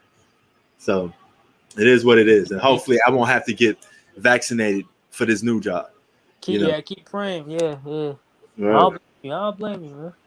But I don't, and another reason why I don't want it because I get high cholesterol, you know, blood pressure, and plus I'm pre-diabetic, and I don't want to take a vaccine shot. I don't know what the side effects could that be. If you got high blood pressure, you could get blood clots, and I heard about people getting blood clots from taking these vaccines that have high blood pressure.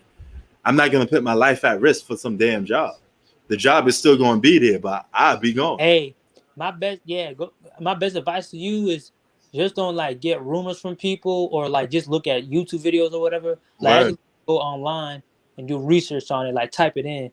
That's my opinion. That's my opinion about it. You know, but I don't blame you. Hell, shit, I don't want to take it either. Word. I live in the like South Con, the East Coast, so they're not really strict as like California or like other states in America. You know. Word. But yo, are you vaccinated? Hell no. Seriously, no, none of us are. I don't want to do it, man. You know. I mean, but I don't blame nobody doing it. If you do it, I got no problem with that. Go ahead and you. Yeah, well, if you have no health issues and you want to go and get vaccinated, fine. But me, no. You know, I got high blood pressure and became pre-diabetic because of the COVID. Because I was in the house eating. You know, because normally I'd be outside doing my thing. I'd be playing sports.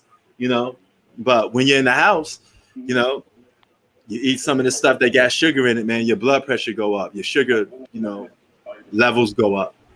And I don't want to run that risk, man. Yeah. Word. Oh, what's up, AK?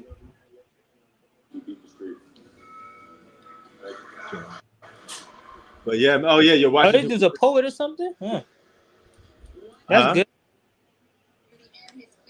Oh, wait, who you? Oh, that's the Golden State Warriors. Who they drafted? Oh, Moses. Okay, they drafted Moses Moody. All right. Their seventh pick was a big that could rebound and defend. So now they're getting this guy, you know. Wait, what is he? A big man? No, this he's like a stretch. You could say he like a stretch four. Oh, okay. Mm-hmm. That's good for the Warriors. They're picking pretty all right, you know. Word. What that boy Draymond Green doing for the U.S. Dream Team, whatever? Not much. They got past They got past Iran though, so The nightmare team. Right. Man, that whole team USA got problems. I wouldn't draft half of that team, but I understand where they're coming from. They got no choice.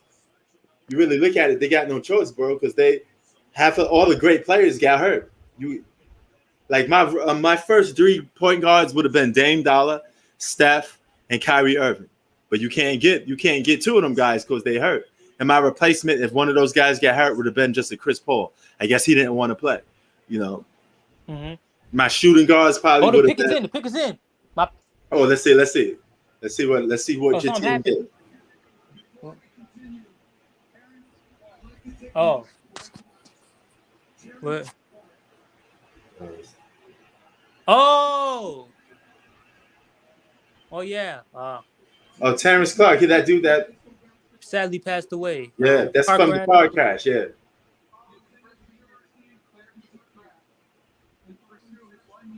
Yeah. That's sad, man.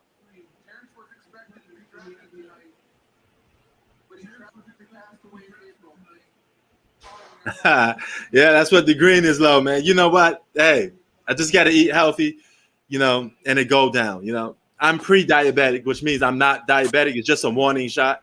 So if I eat healthy from now on, it'll go down. And I exercise, I'd be good.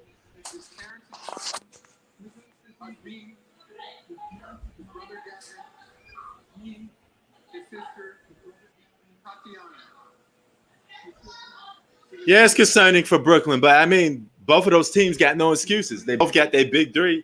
They both got their super team. If I was the Lakers, I would have just tucked multiple good players because you have AD and LeBron. Why you need to be stacking the deck for,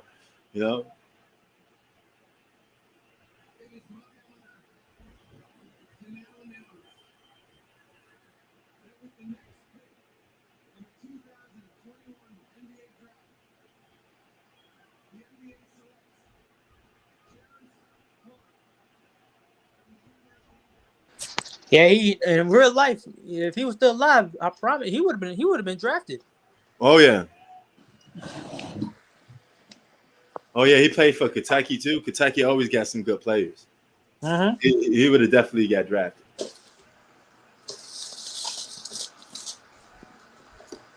Hold on, man. Let me move my stuff up.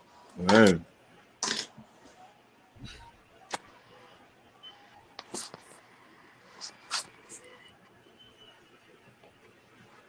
All right, Adam Silver, I'll give you that. That was good. Yep.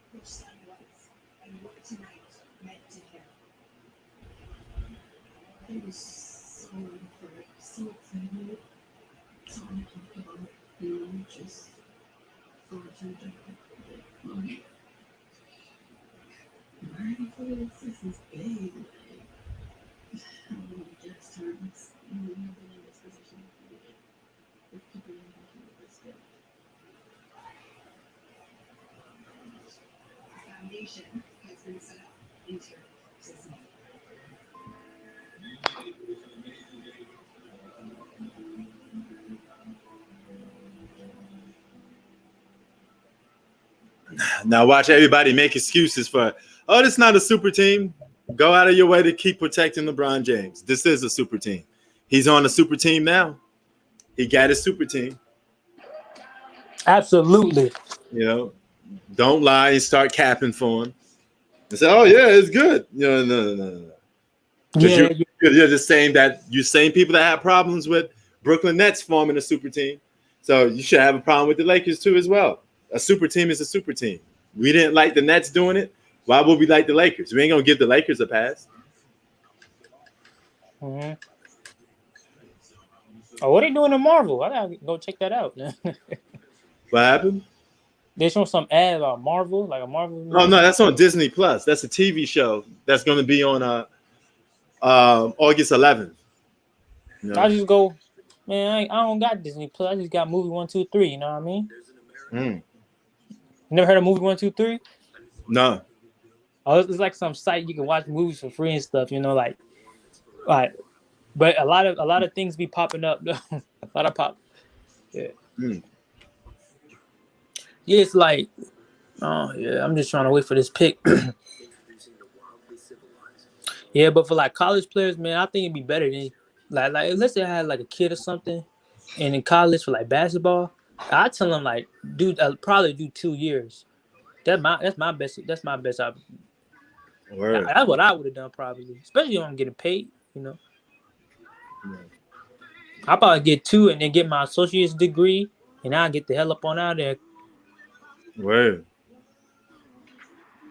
Yeah, I'm saying that the thing about super teams is replying to Greek Freak. The thing about super teams is it deprives players of great moments.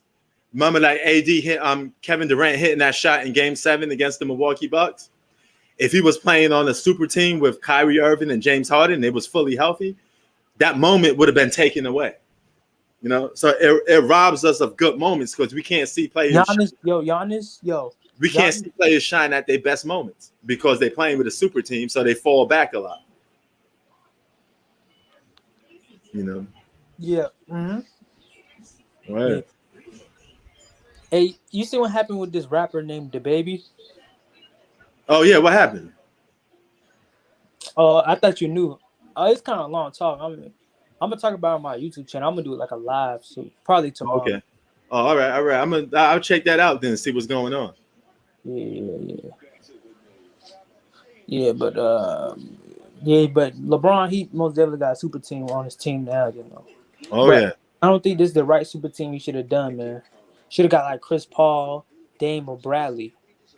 But I mean, Right. if they don't win, I won't be surprised, and you can't get mad. You can't. You you gotta own up what you did, man. Oh yeah. I would have traded, but I told them they should have made a trade for like. My honest opinion, they should have traded Montrezl Harrell and Kyle Kuzma and probably Pope. I think they should just trade probably Kyle and Montrezl Harrell and probably Caldwell Pope and what about the center they got, Drummond? Word. Drummond, they trade him or he No, left? Drummond was supposed to be rumored to go to the Shanghai Sharks, which is a team overseas. You know, but they a lot of those guys they're gonna have to let go because they can't afford some of them guys anyway, unless Andre Drummond just takes a cheap money. Oh, here we go. Hold on. I swear to God.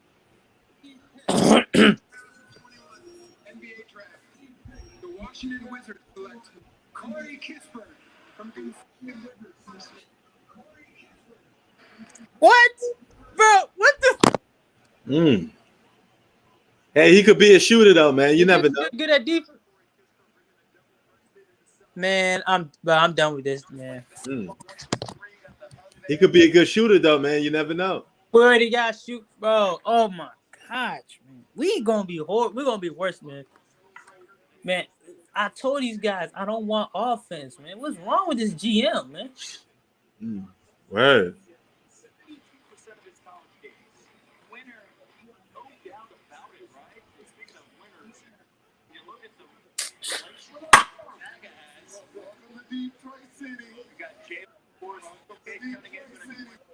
But who is this dude? Man, I need to know what this guy does, man. Another shooter? What the fuck?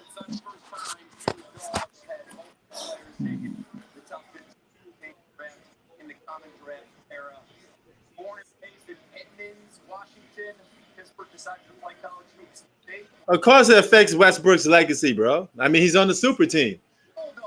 He's stuck between a rock and a hard place. Because Zach, look at it like this: if they don't win, they're gonna get thrown under the bus. If they win, they still get thrown under the bus. That's just the effects of being on the super team. There's no in between of getting respect. They're just never going to get that respect that they're looking for, to a point that they're just going to break up, then go somewhere else because they're going to get tired of people saying, oh, you only won because you're with such and such. That always happens to these super teams. You know, Kevin Durant got pissed off because he was on Golden State and he was getting no credit for it. You know, everybody was downgrading him because he was on a Golden State Warriors super team. So it's going to happen continuously for all these super teams. Because if the Nets won the championship, people would be just saying you won because it's a super team. You know, and they're going to be doing the same thing for the Lakers and the what you call it. Well, of course, who doesn't like Bulldogs, man? Word. Man, we got too much off, man. I want that GM5, man. No, man. But you know, I gotta give him a chance. You know, I can't just, you know, I'm not saying he's a bad player or anything, but I'll give him a chance. Word. Bullshit, bro. I swear to gosh. Yeah, we might trade Bradley. Trade Bradley.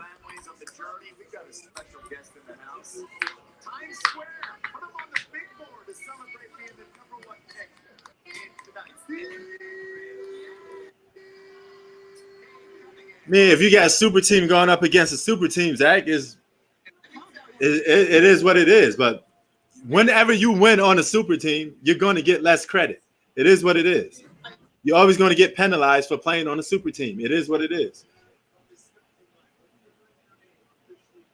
It's just the era we living in. All these guys, you know.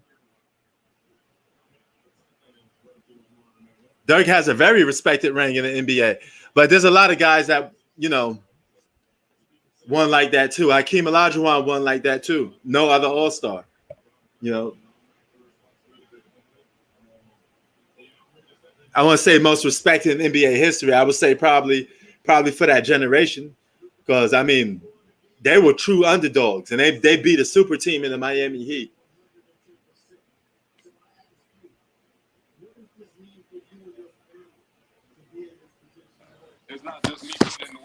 I know Eminem happy and all the other boys from Detroit. Word.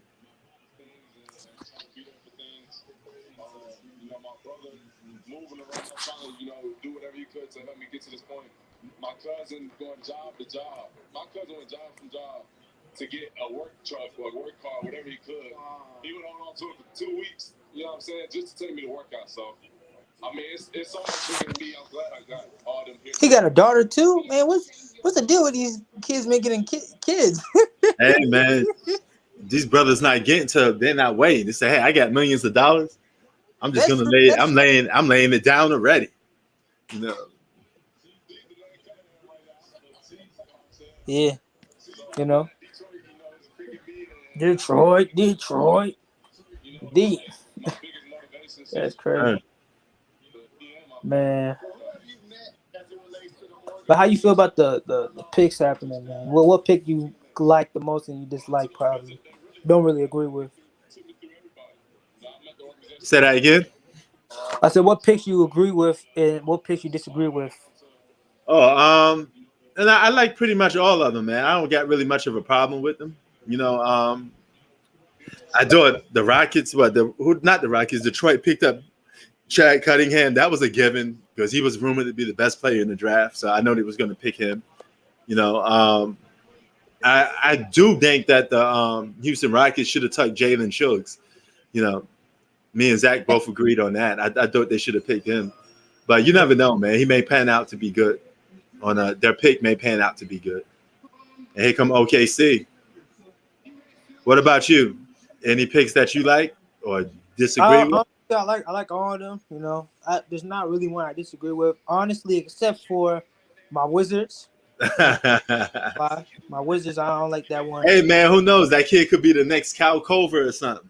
You know, a 3-point specialist. Yeah, we'll see. You know what I'm saying? Yeah. Well, man, I'm waiting for my Knicks to get their pick in.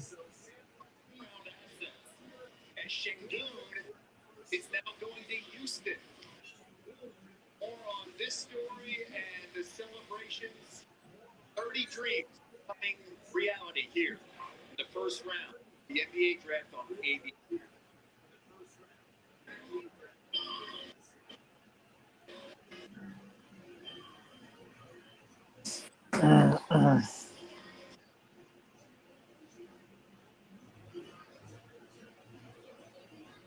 All right, we got one more pick. Oh, I'm wow. out of That's the Thunder. Thunder got a bunch of young cats on that team, man. But they're gonna have a long way, a couple years of development to go, man. Yeah, you're right about that, man. Word. Mhm. But I told people, man, the Lakers, they should have got Chris. So, man, Paul, like, that was a dumb. Out of all the options you can get, you gonna try to get that guy. Word. Man, they should have picked up DeMar DeRozan or what you call it, or even Buddy Hield, because they wouldn't have been a super team and they would have been able to win in a more respectable fashion that people have been liking. You know, when you start winning in respectable fashions, people that's when you earn respect and people start calling you to go. But when you start winning with super teams, people automatically going to dismiss it anyway. And plus, Russell Westbrook, man, like I said, he's not a great shooter. He can't really create his own shot. He a better shooter, but he's not really that effective shooter that the Lakers would want him to be, or LeBron or AD would want him to be. He's not gonna be that effective. He's not gonna be that consistent with his 3-point shooting or being a spot up shooter. Really, Right. like Russell Westbrook, and nothing Russell Westbrook. He gonna be LeBron gonna be sitting. He gonna be driving the car. AD gonna be driving clutch, or who knows? He might be driving the car, or LeBron might be driving clutch, might be in the clutch. But Mm, Russell's gonna sit behind the seat. right. So he's not gonna be Russell ain't gonna like that. that though. Russell Westbrook ain't about taking the back seat. He didn't like taking the back seat to what you call it? What's his dude name? James Harden, Kevin Durant. Yeah. He don't like taking back seats to nobody. This is going to be really weird, man. I mean, if you're LeBron, you're going to be like, hey, I'm gonna have to hand the keys over to this guy because there's no way he just want to sit back there and be a third fiddle. And LeBron has an ego. He wants to have the ball in his hands and get his numbers. So it's going to be interesting to see how those two function. But he's the last player I want to give the keys to, man. Russell Westbrook? Oh my gosh. Hey, I mean, they got him on that team. They may just have to deal with that. You're gonna have to eat that. Yeah, but we won't see Milwaukee trying to make trades like that, man. But I Word. think they should do. Cause let me tell you something, bro. This is my honest opinion. Mm-hmm. I don't think they're gonna make the finals again, bro. They still gonna be the third best team. They're still gonna be in the Eastern Conference Finals, probably. Word. No doubt about that. What you Or they're said? gonna be close to it. No. Mm-hmm. Yeah, man. Whew, if they come back with that same roster, they're gonna be at a disadvantage because all those other teams gonna get better. Brooklyn Nets gonna get better too. They're gonna get better role players because people gonna look at that big three and say, "Oh, I could win a cheap and fast championship with this guy." That's true. That's why Well, I keep telling people when the super teams get formed, there's always a veteran, a guy that been in the league for years that didn't win, and he can say, "Hey, you know what? I'm on my last leg. I could just jump on his super team. Add my little, couple rebounds here and there, and we win a championship." Word. yeah. You're right, man. Yeah. But yeah, the season gonna be pretty good next year. I think it'll be better next year. Yeah, I mean, if everybody healthy, it should be a good season. And the season gonna be regular. Oh my goodness, they trying to force that vaccine so much, man. Mm. Look at the players. They trying NBA trying to say, look at all of our players that took the vac. I'm like, dang, man. Like, Oh yeah. And if the Lakers would start winning a lot of games next season, which they should, I guarantee you, none AD or Russell Westbrook won't be in MVP votes. It'd be just LeBron. And Well, y'all gonna sit there and act like those other two guys ain't that good on. They ain't adding to helping that team win. And we're gonna sit there and just keep blaming, keep giving LeBron over amount of credit. yeah, but that shit shouldn't happen like that. It Yeah, should be the best player who's winning the most on their team, and they're having a good amount of numbers, and they probably don't have that much help on their team. That's why I was pissed when a lot of people were saying that 2020 season, but when COVID-19 happened, people were saying LeBron should have won it, but yeah, he had Anthony Davis yeah, and Giannis. He had the best record in the whole league, and he really had no other superstar with him. So yeah. that's why and he playing both sides of the court. Yes, he does. No So I mean, like, how you not gonna give him MVP, bro? Like, that's so stupid. word. He's gonna have to be more dominant. I think the Bucks, they're not gonna get no star power. If you're the Bucks, increase your bench. Try to get a deeper bench. You know? Yeah, but they did what they had to do. They won in finals, so they already proved their point, man. Point blank, period. Man. Right.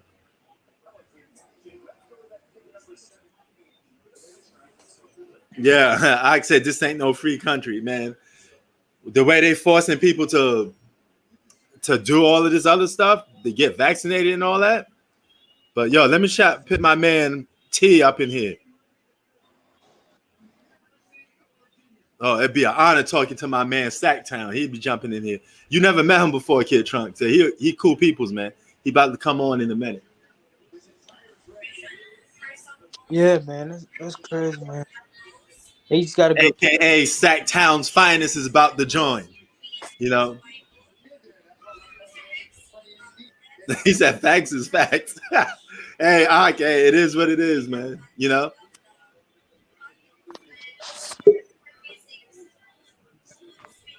Oh, there he is. There he is, the man of the hour. What's up, brother, man? Yeah. What's up, everybody? What's good, long man? time no talk. Long time no talk. Word. I hope no news been good news. Hey, yeah. Yo, What's up, Kid Trunks 44? Yeah. This Sacktown, man. You guys haven't met each other before, so you know. I said, what's up, Kid Trunks 44? What's up, man? What's up, your lady's choice? How it going? Oh man, that's the first time somebody actually hit me with that. I just had to put that so I could shake off the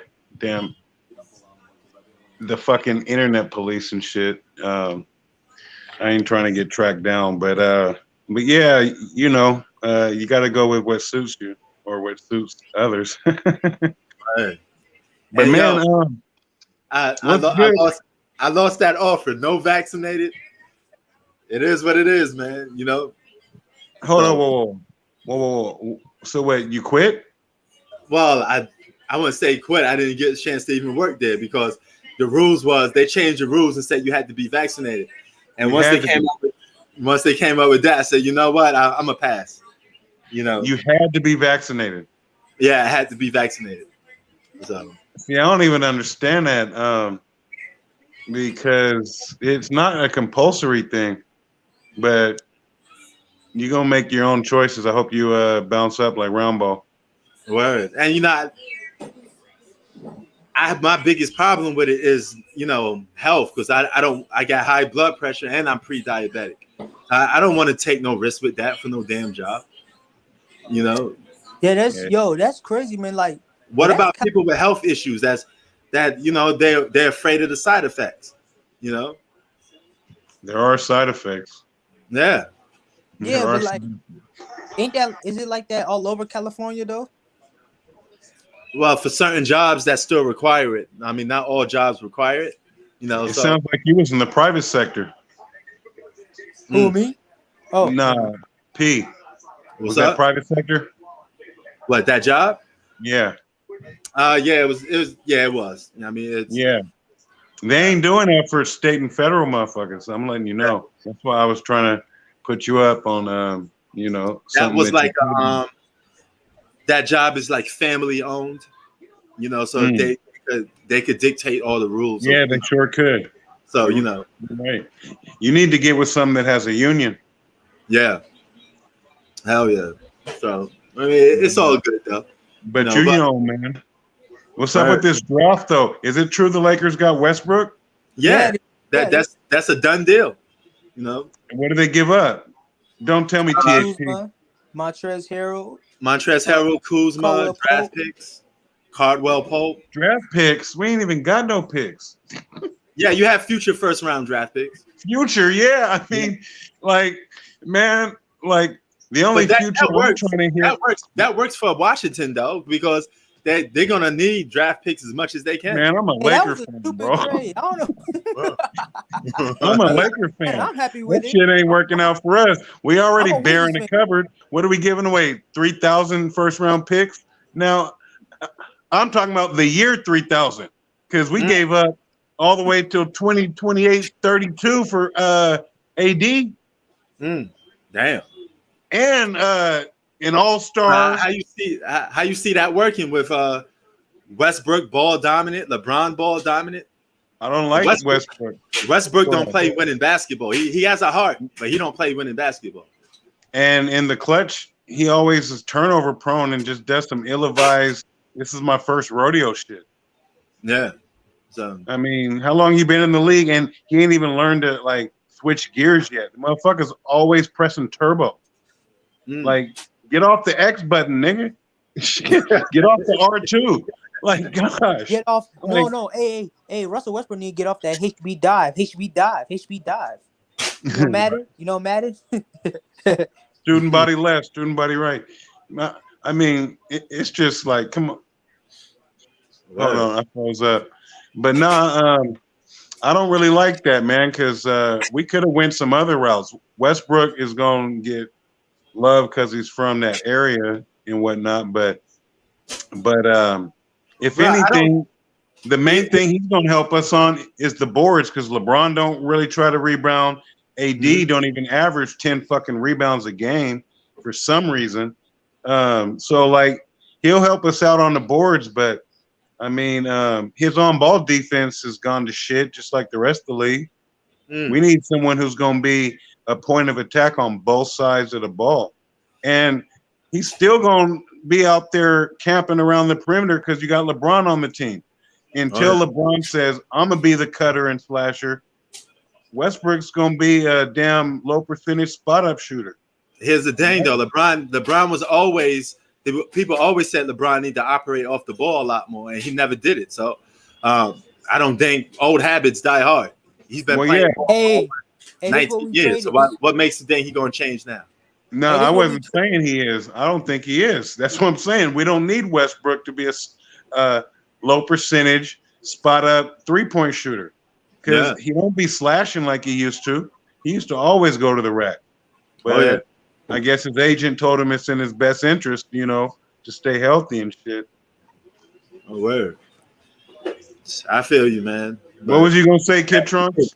They're gonna be top heavy a little bit too, you know, but they're gonna rely a lot on those three guys. That's what I'm kind of happy with the trade. I'm a Wizards fan, you know. I'm sitting down up here laughing at you guys right now. I don't think you guys gonna do it that well, man. To be honest with you, I'm not trying to hate on y'all, but Russell Westbrook don't fit that system. That's why I feel like you got traded for or try to get Chris Paul, which is better for your fit of a team. It would be better fit for LeBron and AD or Dame Lillard or shit. We should try to get Jalen Suggs. Bradley. You know, the funny thing is the Lakers were a championship contending team before Westbrook got there anyway. All they had to do was just get some shooting. I think they'll been good. And the big man. Yeah. They could have maxed out. They could have maxed out. One more point guard. And one more floor general point guard. And that's it. Yeah. Man, the thing is we had all that. It's just here again, man. You were speaking to it in part because it finally started to show up with Giannis. Oh, yeah. He needs to stay his ass in the block with you. Man, we just need to play to our strengths. I'm going to repeat it until it just gets cremated in y'all heads. The Lakers last year had the personnel of an 80s, 90s championship team, and they're trying to play this modern-day fucking three-point basketball shit. And that ain't – no, just use your strengths. Tell AD to post his ass up on the block just like Kobe did when damn Celtics was, when Powell was trying to shoot jump shots over fucking KG and shit. He said, no, get your ass down there on the block. Man, like, just play to your strengths. And that's why Team USA ain't doing shit. Because they trying to play this fucking glorified AAU YMCA / street ball shit. Word. So here again, man, just to wrap it all up,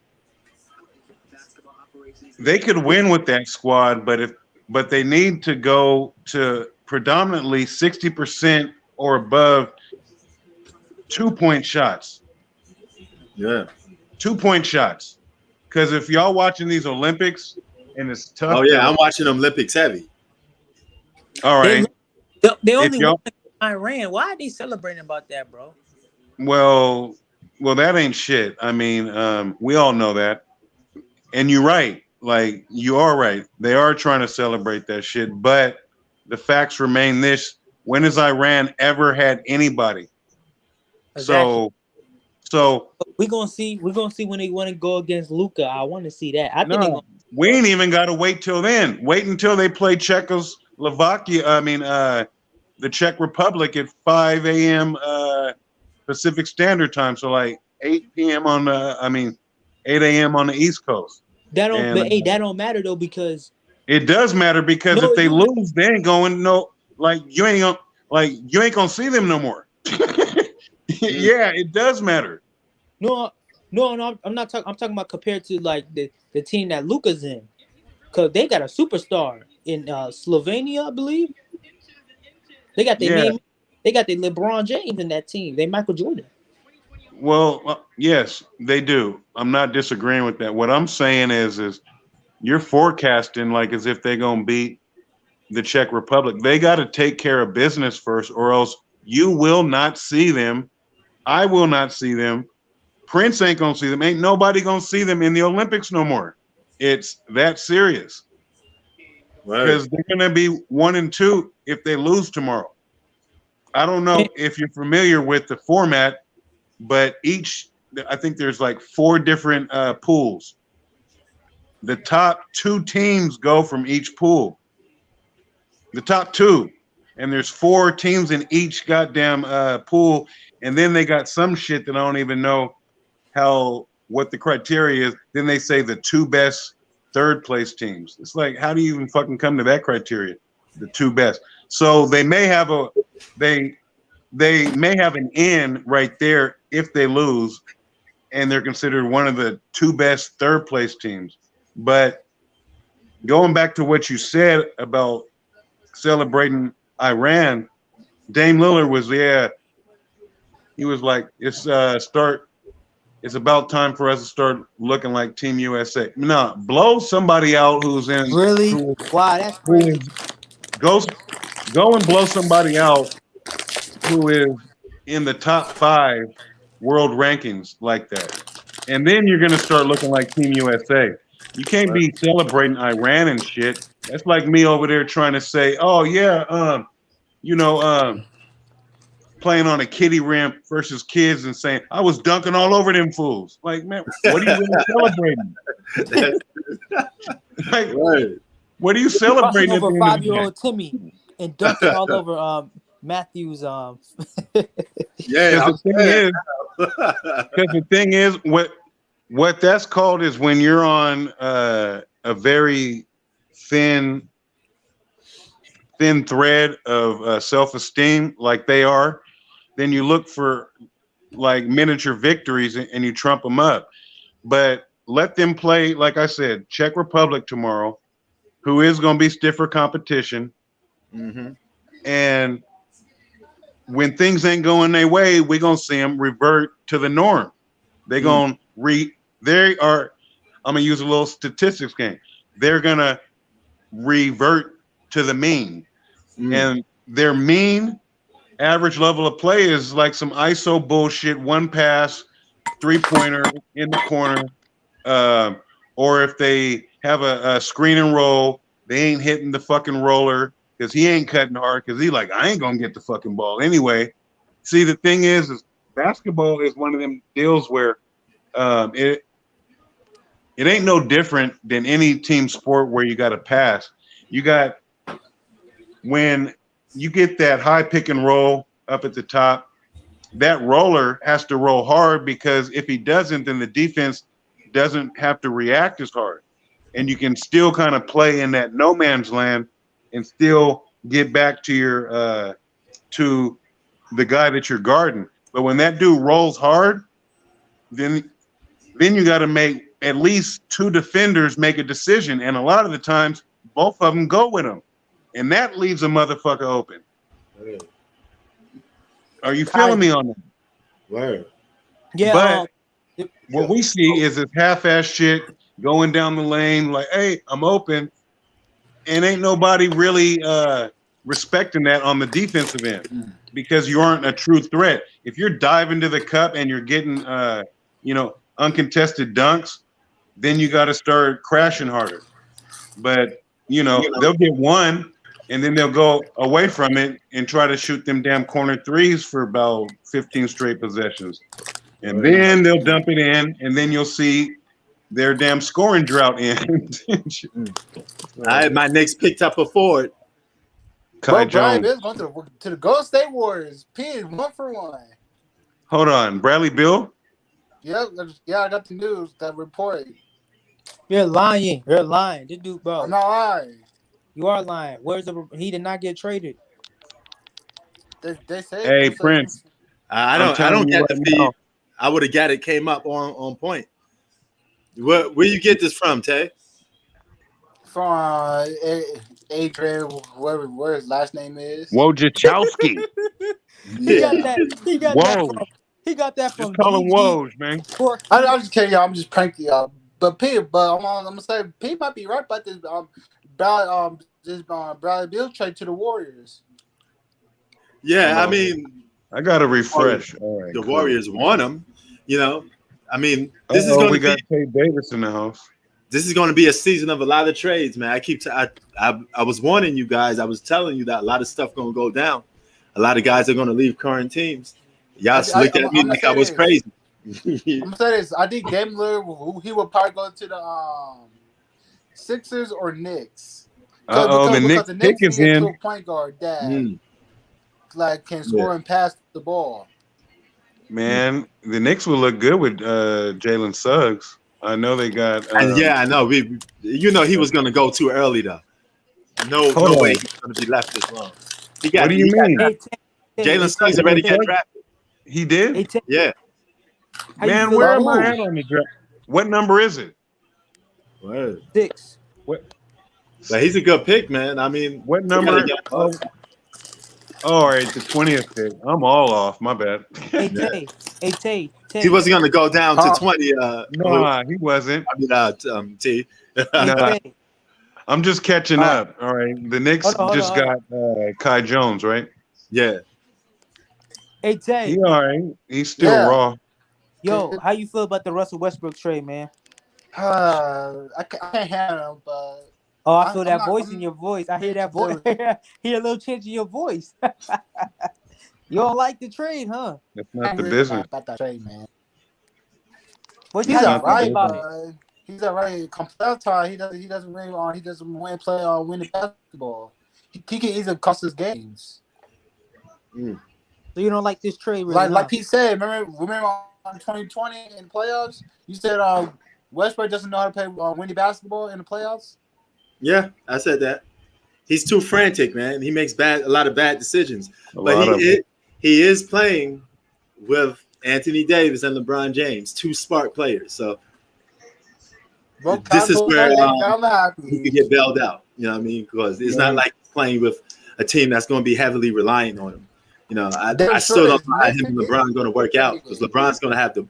Russell Westbrook don't like not having the ball in his hands. He's just going to let him run up and down and be a spot-up shooter, and he can't even shoot like that. So, I mean, what are we doing here?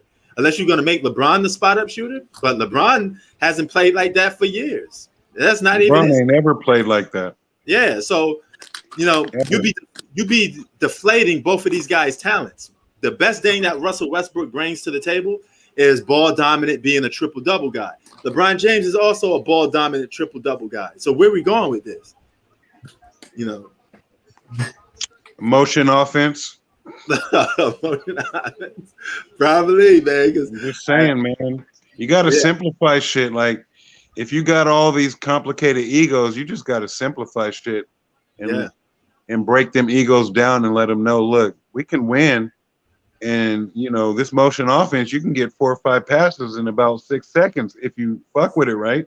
Yeah, but then, you know, the ball ain't going to move like that when Westbrook around. All I'm saying, man, that's a coaching thing, though. Yeah. Like, the whole thing is, a lot of these arguments are like based on if we was out in the streets and shit, and you just got one motherfucker who's just nope, I'm gonna do it. You got a coach on the sideline, man. Yep. Like, where are the plays at? What's the like? You don't even hear shit like defensive principles anymore. Yeah. You don't hear shit like our offensive methodology. I mean, like, what are you trying to get accomplished on each offensive possession? What it should be is to get the highest percentage shot based on who's on the fucking court. Yeah. Offensively. On the defensive end, shit, it's lock up. And let's run them on the other end. The only way you go on runs in the NBA is playing defense. I don't understand why people don't understand that. You can't go on no 12-0, 10-0, 16-0 run, 24-6 if you ain't playing no fucking defense. Let me ask you this. You got two big trios, right? The Brooklyn Nets big three, the Lakers big three. What on paper seems a little more dominant to you or seems better fit? Brooklyn. When healthy, Brooklyn. When healthy, Brooklyn. Because the thing is, you know, notice how you were saying Westbrook is ball dominant and so is LeBron. The thing is the same could arguably be said about Brooklyn's big three. It's just when they got the ball in their hands, shit happens for all three of those motherfuckers when healthy. Yeah, that's shit happens. KD could fit into any basketball system. He could move without happens. Yeah. And then you got that Swiss Army knife with KD where he can come off pin downs. And he's cool with that because as long as he's getting his 30 plus, he's cool. And then you see him in that, you know, game 6 or whatever, game 5, when he went for 16 dimes and shit. Like KD's game is all world, you know. But Anthony Davis, you really can't. Hold on. Wait, is this the dude that quit for a whole year in Duke? He only played 13 games, Oh, so Atlanta got him. My Knicks get another pick coming up. We get the 21st pick. We got the 19th and 21st. And I really wasn't feeling that because I'm a Duke fan, man. That motherfucker, he just said, fuck Duke. Word. Yo, Kid Trunk, you like Duke? Hell no. I mean, I don't hate him, but I fuck with Duke. Okay. I don't hate him. But I don't know. So they got two Duke players on their squad now who basically play the same position. Because he's a small forward. And they got Cam Reddish already. Atlanta's doing some nice shit though. Long as they keep their core intact. Hold on. Oh, Orlando got Jalen Suggs. They said what's that dude's name? Cole Anthony, you ain't the shit. Yep. They just got Cole Anthony last year. Yep. That reminds me of what your Knicks be doing, getting hella point guards on top of point guards and top. Yeah, and you know the problem now is we actually need one because we got rid of all the ones that we was drafting. So now we're in desperate need of one. You still got Frank, right? Hey, you know Frank ain't even getting no run on France. Frank. Really? Wow. Ntilikina. Yeah. And they still beat the U.S. Sure did. Why these rappers? What the fuck? 2 Chainz. The Warriors got Moses Moody. Yep. That's a good look. Kispert got drafted way too high, but shit. Who's the best People player in don't- this draft for you?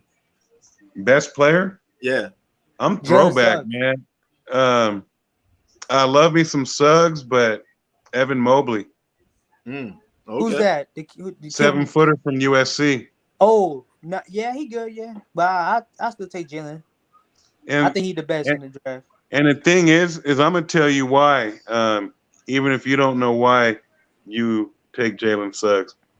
If we rewind this to the 80s, 90s, early 2000s, we'd be seeing big men getting fed the ball a whole lot more. As soon as Jalen Suggs cross half court, down screen or big to big screen from block to block, balls going into the big. It's all on usage rate, man. That's why everyone's gravitating towards perimeter players. And if I said name the top 5 players, even the top 10, 80-90% of the motherfuckers going to be perimeter players. Yeah. And it's just off recency bias. We see them with the ball in their hands, and man, let these big men go to work. What's happening? They can't, because Adam, the NBA, the NBA wants to take that away from them, bro. They already did. Hold on. See, the thing here again, we have to keep in mind. Let's just say, Kid Trunks, you was coaching. Would you be saying the reason why? And I'm gonna just throw a name out there. Miles Turner ain't getting the ball in the block is because the NBA wants it that way. No, you'd have to look yourself in the mirror as the coach and say, I ain't feeding that motherfucker. So forget what the NBA wants. The NBA ain't hiring these coaches. Teams are. So a coach is supposed to put his players in the best position for success on both ends of the court. That's true, but usually in your team, the center is not the best player on that team or the first option on the team. So I mean, Miles Turner really because you guys could let Michael Jordan really open that. He really started that. Hey, look, I was just throwing his name out there. If you really want to get technical, Sabonis is their best player. And why ain't they feeding him? Who else is an all-star on that team? So Sabonis. Sabonis was like 25 and 23 and 12 and fucking 6 dimes last year. That's true because one, they got that 3-second rule. You can't stay in the post that long, so you got to keep moving. Sometimes these big men now they got to switch the position to guard point guards and shooting guards that are way too quick, way too finesse. Well, I didn't make that rule. I didn't change that rule. No. You sure didn't. But the thing is that's everything you're saying is coming back to my point. As a coach, that's what I'm saying. What are the defensive principles? The only defensive principle is we're going to switch everything. What the fuck? I mean, if that's your defensive principle, yeah. I mean, if you're not playing, but when they hit a screen, I mean, defensive principles are these. We are going to, when someone drives baseline, we're going to use the baseline as a third defender. Meaning, as a defender, you're going to cut that shit off and you're going to have 1 foot out of bounds. And then you have your help coming towards the middle because that's the only place someone who's driving to the baseline can go. They can't just drive out of bounds. All right? That's a defensive principle. Another defensive principle is we're going to have choppy fucking feet on our closeouts. We ain't just going to fucking close out like a bat out of fucking hell and shit and fouling every three-pointer that even comes into existence. Another defensive principle. Soon as that half court, soon as the point guard, because North Carolina in college does this a lot right after timeouts when the other team has the ball. Soon as the point guard crosses half court, they just blitz him and they trap his ass. That's another defensive principles. We're going to slide our feet You don't even see folks sliding their feet. All it is an Olay fest. You see reaching after like one hard dribble to someone's power hand. Another defensive principle, speaking of power hand, is we ain't going to let him go to his strong hand. Right. You know, all this James Harden going left 110% of the time.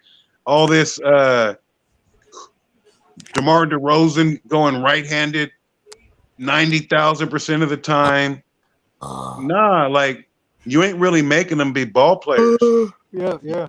You got to make folks be ballers. Hey, yo, And that's why my Knicks got Keon Johnson. Speaking of guards, we got one.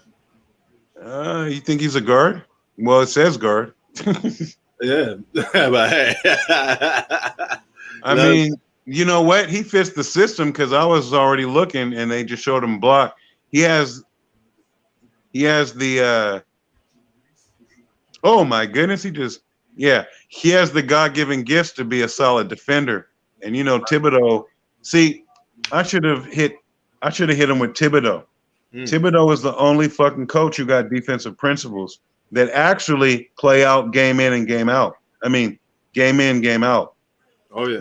The Knicks were top for a while. They were the best defensive team, have the best defensive rating in the entire league for a while. But then that kind of slipped up. But that's the reason why they were in every game, because if you're holding people to, especially in today's game, 85 to 95 points, you're going to be in every game. Right. I guess I was getting a little too defensive principle for old boy, but I mean, man, it's all good. I mean, that's why. So you've been watching the Olympics in general, or have you been focusing on the hoop? Just in general, man. I've been going on live covering all of them. You know, gymnastics, all of that. You know, You've been going on live? Yeah. So I ain't even been able to catch you because I've been working, but. Hey man, yeah, you've been doing your thing, man. Salute to you, man. I know you be doing your thing. It's all good, but when you hit me up on the text and said, you know, that the draft was tomorrow, what do you think about Simone Biles? You know what? I'm probably in the minority. I didn't catch what you had to say about it. Yeah, I probably should have. I saw it, the alert come up, but I was driving. Yeah, I don't know what your take on it was, but she's getting a little too much props for being brave and shit. Yeah, I'm hearing the bravery shit. Yeah. Do you think she actually quit it, or because she couldn't handle the pressure, or it was something else?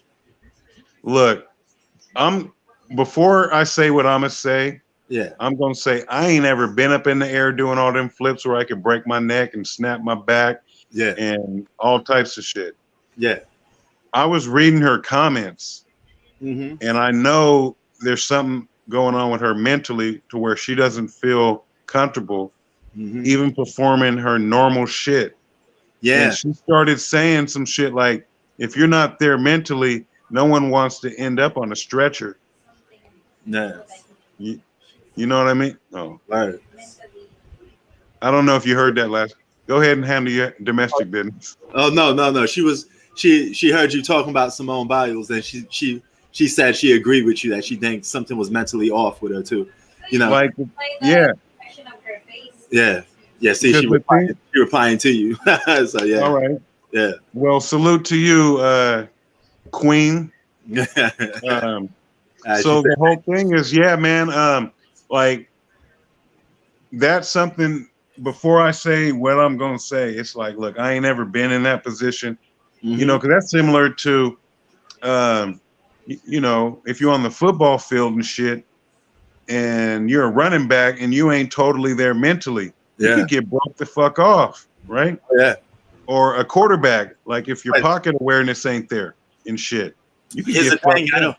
I don't know if you was watching, but whenever she was in the interview or she was competing, they were saying, "Go, you're the greatest, you're the best." And I think it probably got to her head, all that pressure, because they was giving her heavy praise as being the greatest of all time. And I was she is the greatest of all time. Yeah, I mean, if that's the case, but it got to a point where like we're here talking to the GOAT, Simone Biles. You know what I'm saying? Instead of just saying her name, they kept saying GOAT, GOAT, GOAT. And I thought maybe she probably had a lot of pressure under her. You know what I'm saying? You know what? I'm not in her skin, but not everyone's built for that, you know? Yeah. Not everyone's built to be told that they're, you know, the creme de la creme. So, whereas others gravitate towards it. And, you know, unfortunately, others cower before the pressure. They say pressure makes diamonds, but it also busts pipes. That's right. You know? That's right. I thought she felt uncomfortable even being called that, you know, because they kept telling her that, you know, you're great, you're this and that, and it's like, just let the girl talk, you know what I mean? Just let her be normal, let her go out there and compete. And it's like they just pressure upon pressure, you know, like you gotta win, and that's how I looked at it, you know, because her body language just was off. Well, the thing is there was something off with her because I was watching the qualifiers, and then, you know, she fucking hopped out of bounds and shit. You know, on the floor exercise. Yeah. Oh yeah. She kept. She hopped off. The thing was always off from a lot, you know, and I was like, yeah. Oh, go ahead. Oh, go ahead. No, go ahead. And then even her first, what do you call it? First event. No, first apparatus. That's what they call it. Yeah. Right before she quit, she wasn't on. Oh yeah. And the thing is I don't believe that it was a physical injury. I don't believe it was a physical injury because females because I watched female gymnastics. Now you know. Yeah. Yeah. And you know, shit. Let me just put it to you like this. There's a 24-year-old who's on the team. You may have heard her story. She was an alternate. She's coming back from all types of fucking injuries. And Achilles injury. And when you're talking about an Achilles in any sport, but let alone an Achilles where you're doing gymnastics and shit, and you're putting all that torque. Oh yeah, I remember they did a little mini documentary in the Olympics. Yeah. So, you got to be mentally like sound to perform because we've all been injured, and it's always in the back of your mind. Oh yeah. With this, Simone Biles, look, I'm gonna just put it to you like this. She's basically the equivalent of LeBron in his prime. He wasn't gonna get hurt. You know what I mean? I mean, she's just built for battle. Damn, she's solid like that. Come again? She's solid like that. I didn't even know she was solid like that, man. Well, come on, you've seen her. I mean, yeah, I saw her, but see, I saw her. This is my first time watching her. So okay. Well, like I said, I'll be watching female gymnastics. So I was on her last gymnastics. Yeah, but I saw her perform like this, which isn't probably her greatest because everybody was saying, oh, you know, she wasn't at her best, you know, and so I only could judge her from basically seeing her in this time. But I got the rundown on her. She got 4 gold medals, you know, so, you know, I know she has a history of dominating, you know. Well, the thing about her is she not only does that, but she attempts and has landed all before what we know now. Shit that has never been tried before by females. Okay. Shit that ain't even been tried, and no other females even trying to do it, because you got to have that. I'm gonna just go ahead and say it. You got to be a winner of the genetic lottery, and when it comes to running and jumping, that tends to be the, you know, the darker skinned folks. Yeah. So she's trying all this. I don't even know the names of all these flips and shit, but she's doing shit that other females would probably commit suicide for. Yeah. Before they even tried to attempt, because they're like, I'm scared to fucking do that shit. I can break my neck. The biggest name that caught my attention from her, just looking at her on site, is her jumping ability. This girl was jumping out. Bro, you see how high she got up? That's why she's able to do it. Was her landing, but the way she was going up high, I was like, oh my God. That's what I'm getting at. She's a winner of the genetic lottery, And when it comes to running and jumping, history will tell you it's African roots dominated. Yeah. So, and I ain't talking about the high jump and all that shit. I'm talking about, because there's a lot of black females who don't even get in the high jump. You don't even see black females in the high jump and shit, Yeah. or the like pole vault and shit. But I'm talking about, black females are more so long jumpers and shit. But shit that you can actually see, like, oh my, like all these dunks and shit. Word. But gymnastics is a perfect platform for someone of color like her to show those hops. And that's what I was getting at, is that's the reason why she's able to do that shit, because she got hang time. Yeah. How's the air up there? Right. She's the only one who can tell you how the air is up here. Word. And the thing is going back to your question, now that I prefaced it, like I ain't been in her. Look, I believe it's something definitely more mental than physical. Oh yeah. Because females, like I said, in gymnastics, they fight and they tough through. Man, I didn't see females with them damn Andrew Bynum knee braces on. Remember when Andrew Bynum was wearing that knee brace and shit? Yeah. The shit that goes all the way down to your goddamn ankle and still covers up like to your mid thigh. Word. Is it good? And they compete. They get taped up to the nth degree on their ankles and their Achilles area. So it was definitely something that was mentally off with her.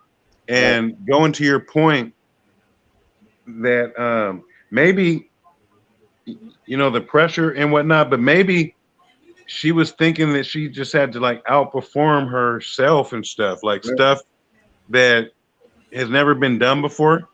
Maybe she was thinking like, I got to outperform that. And I'm all out of tricks.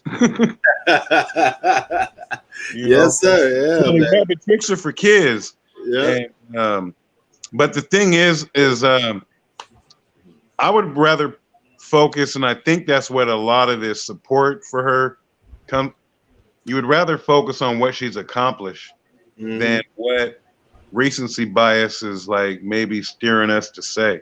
Yeah. Because she is not even 20, like she's less than 23, 20, and she's already known as the greatest of all time. Yeah. I mean, go ahead and hang them motherfuckers up. Yeah. It's just us as fans would have liked to have seen it on our terms. And not everyone's able to, go out on top. SOG, Andre Ward, Floyd Money Mayweather, Michael Jordan before the comebacks, right? Comebacks. Yeah. And the list goes on, but actually not the list goes on. It's a short list of very influential individuals. Let me ask you this. Do you think Andre Ward retired too early? You know what? Here again, we're just going back to whether or not see, the thing is based on a fan perspective, everyone's going to say yeah. Based on someone who actually gives a damn about people and wanting to see him be able to talk, fluently and not have Parkinson's and shit like Muhammad Ali. Yeah. Making sure that all his faculties are intact. No, he didn't do wrong. He cashed out. He's on ESPN. Yeah. They don't just pay you trinkets and beads. Yeah. And he's still paying it forward to the younger generation. Folks need to really look at some Andre Ward footage and, see that he was a complete fighter. He could box you out at distance. And when you got up close in range, he'll go ahead and bang you up close. Yeah. and he'll do some low blow shit too. Like, you know, man. But remember back when his prime, people were saying he's the most skilled boxer because he had the whole skill set.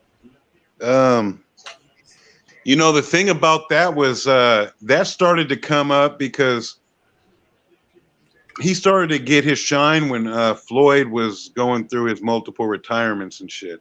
Yeah. And I'm not saying that it wasn't. All I'm saying is you could have been putting them both on the pedestal. It ain't just got to be one person. You know what I mean?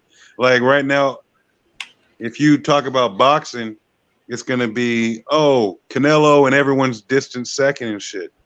I don't necessarily think that's true. You know, you just don't want to put all your eggs in one basket. You know, I haven't seen Canelo really get tested yet because he keep picking his own fights. See, and that's the thing is, there's no way I'm going to co-sign someone being number one pound for pound when you aren't fighting your fucking contemporaries. And I don't mean a contemporary meaning, oh, this person is boxing at the same time that I'm boxing. I'm talking about the elite raw dogs. You know, folks who post. Let me put it in betting terms. I want to see him not a fucking minus 5,000. You know, if you check the lines on his last several fights, there ain't been shit close to even minus 500, and minus 500 still means he's supposed to fucking win. Hell yeah! All this shit is minus 1,000 and up. Like, and when I'm saying up, I don't mean like you know what I'm saying, less than minus 1,000. For all y'all who don't bet, minus 1,000 means you got to put $1,000 on that motherfucker just to win 100. You know, and you know he faced some Ildrim dude. I think that was his last fight. No, it was Billy Joe. No, it was somebody. But the Ildrim cat, he was like minus five racks to win $100. And y'all trying to tell me Canelo is the best pound for pound when you see, you know, and I ain't saying that he has the resume yet, but you see a Jermell Charlo, and you even hit the nail on the head when you was talking about in one of your damn. That was a live stream. I forgot what it was. Yeah, it was either just one of your posts.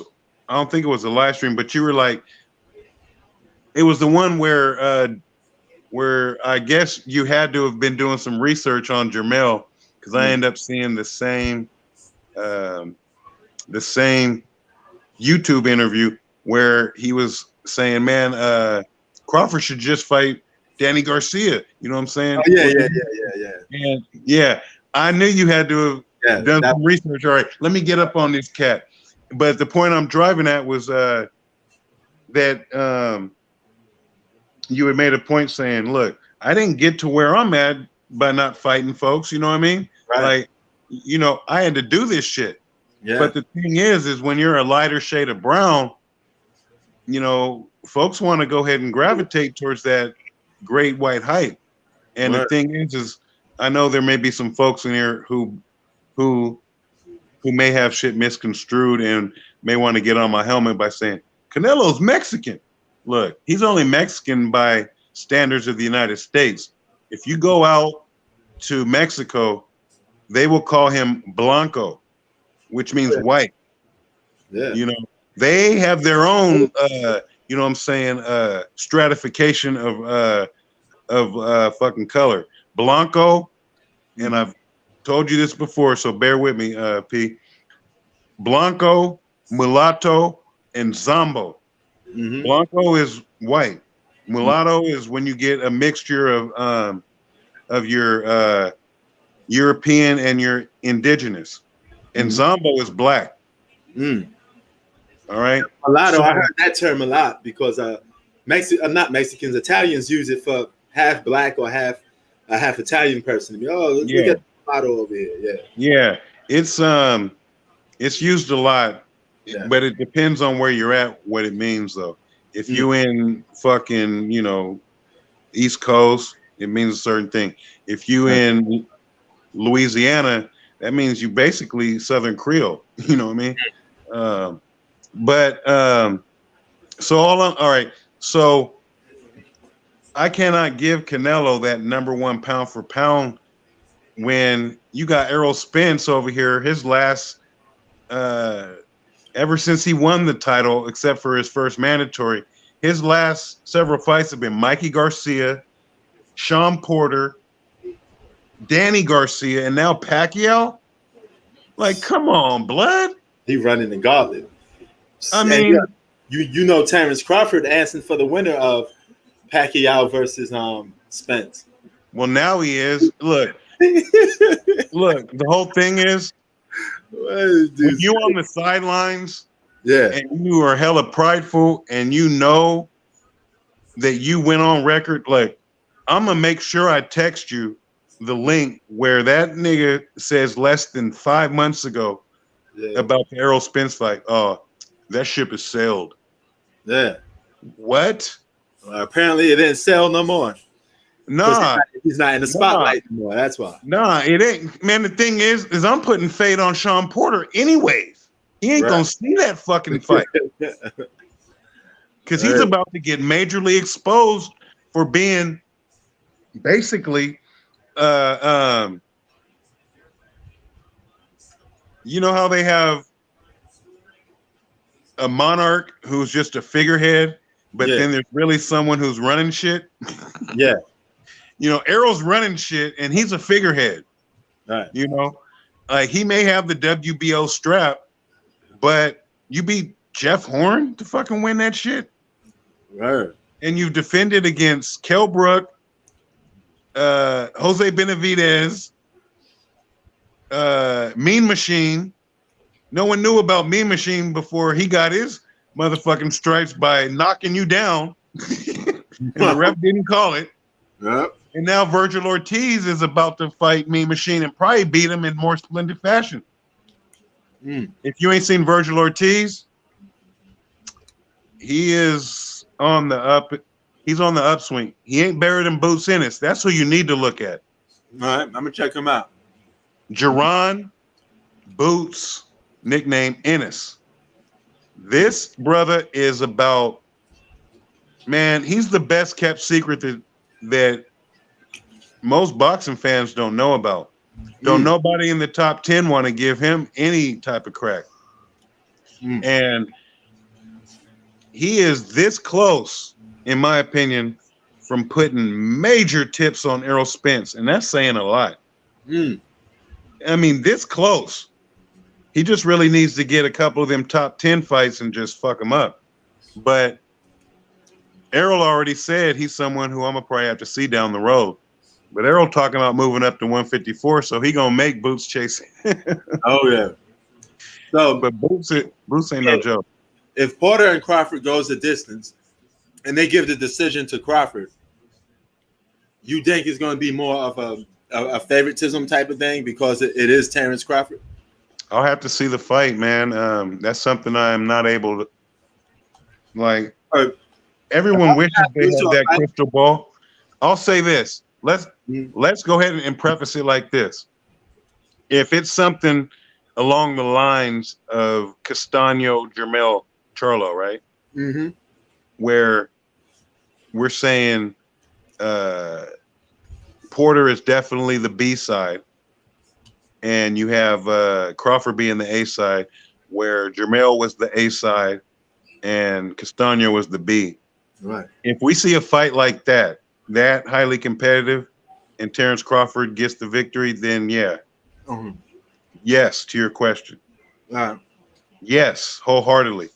Because the thing is I could see a draw, but I couldn't see them saying on two cards or God knows unanimously that Jermell Charlo won that fight. Right. At best, I could see them giving him a draw. Yeah. All right. So that's how I'll answer that question, because without having some context to it of like a similar type fight and how it's going to play out, let alone not even seeing the fight, you know, Because it could just be, you know, a 12-0 whitewash, which Sean Porter doesn't get whitewashed like that by nobody. I mean, he gave Errol hell. So in that regard, and Errol won on 2 cards, 117 to 111. Yeah. The thing about Sean Porter, he never stops. He always applies pressure. He just keeps coming at you. If Charlo did that, I think Charlo would have beat that guy because he came on in the later rounds. If he came out like that from the jump, it'd have been a different story. See, something I have to question about Charlo, and it's really with anybody not named Floyd Mayweather who doesn't have a high volume of punches. Because Floyd, the thing is, let me just say this. People think they're Floyd and they think it was easy, but Floyd always got consistently his opponents always threw 100 plus 200 more punches. But the thing about Floyd is he still always outlanded them motherfuckers. Yes, because he's an accurate puncher. That's the thing Charlo wasn't doing. And the defense, though. It's the defense, bro. I thought some of them punches Charlo was throwing was sloppy. I was like, yo, you got to connect better. Yeah. And the thing that I'm getting at is everyone not named Floyd. So I'm throwing Tank in there. I'm throwing Jermell Charlo. You got a question? New plate? Yeah, throw that one out. You got to question what their conditioning is really like. Yeah. Because to throw a lot of punches, you got to be in great shape. Yeah. And are you saving it towards the end? Or is that something that you can actually do over the course of 12 rounds, a la an Errol Spence? Yeah. I thought his strategy was probably, I'm going to wear this guy out. You know, then later, I'm going to knock him out in the later rounds because he's going to be tired. I'll be able to throw a bunch of punches at him. I think that was his strategy I think he was using. It just backfired a little bit. Correct me if I'm wrong, but that's the first time you've seen Jermell Charlo fight, right? Yeah. He's a counter puncher, bro. Okay. So counter punchers aren't going to be, they aren't going to be leading a lot. Yeah. He's deceptive because when he throws them,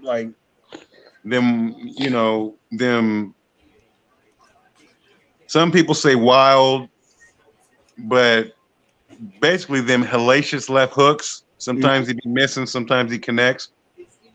Then that kind of muddies the water and folks think, oh yeah, he's really on the front foot. He's aggressive. A lot of the times when he's doing that, it's the fucking counter punch or he's leading with that shit. No. But outside of that, he's waiting to counter punch you. No.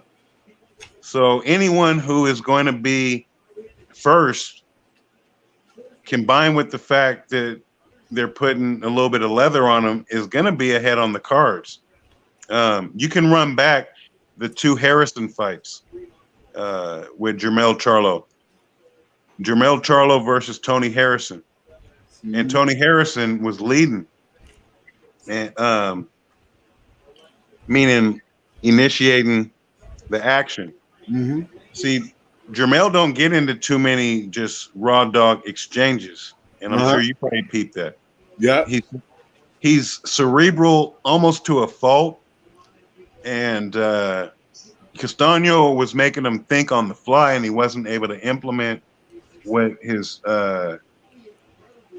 coach / trainer Derek James was trying to tell him. He was saying, back him up with the jab. Back him up with the jab, and everything else is going to flow. Yeah. But Jermell's not used to being the lead when you're talking about dancing. Oh, yeah. He'll be a great, he'd be great on Dancing with the Stars and shit where it's choreographed. Yep.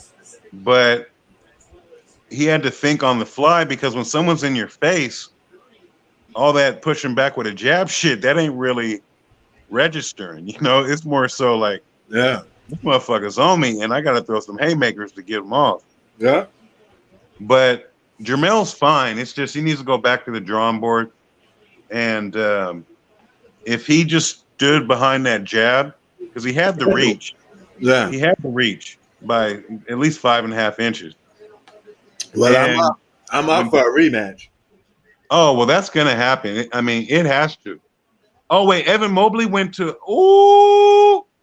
Cleveland. Yeah. They're building a nice little nucleus because Colin Sexton had a breakout year. Who might get traded to my Knicks though?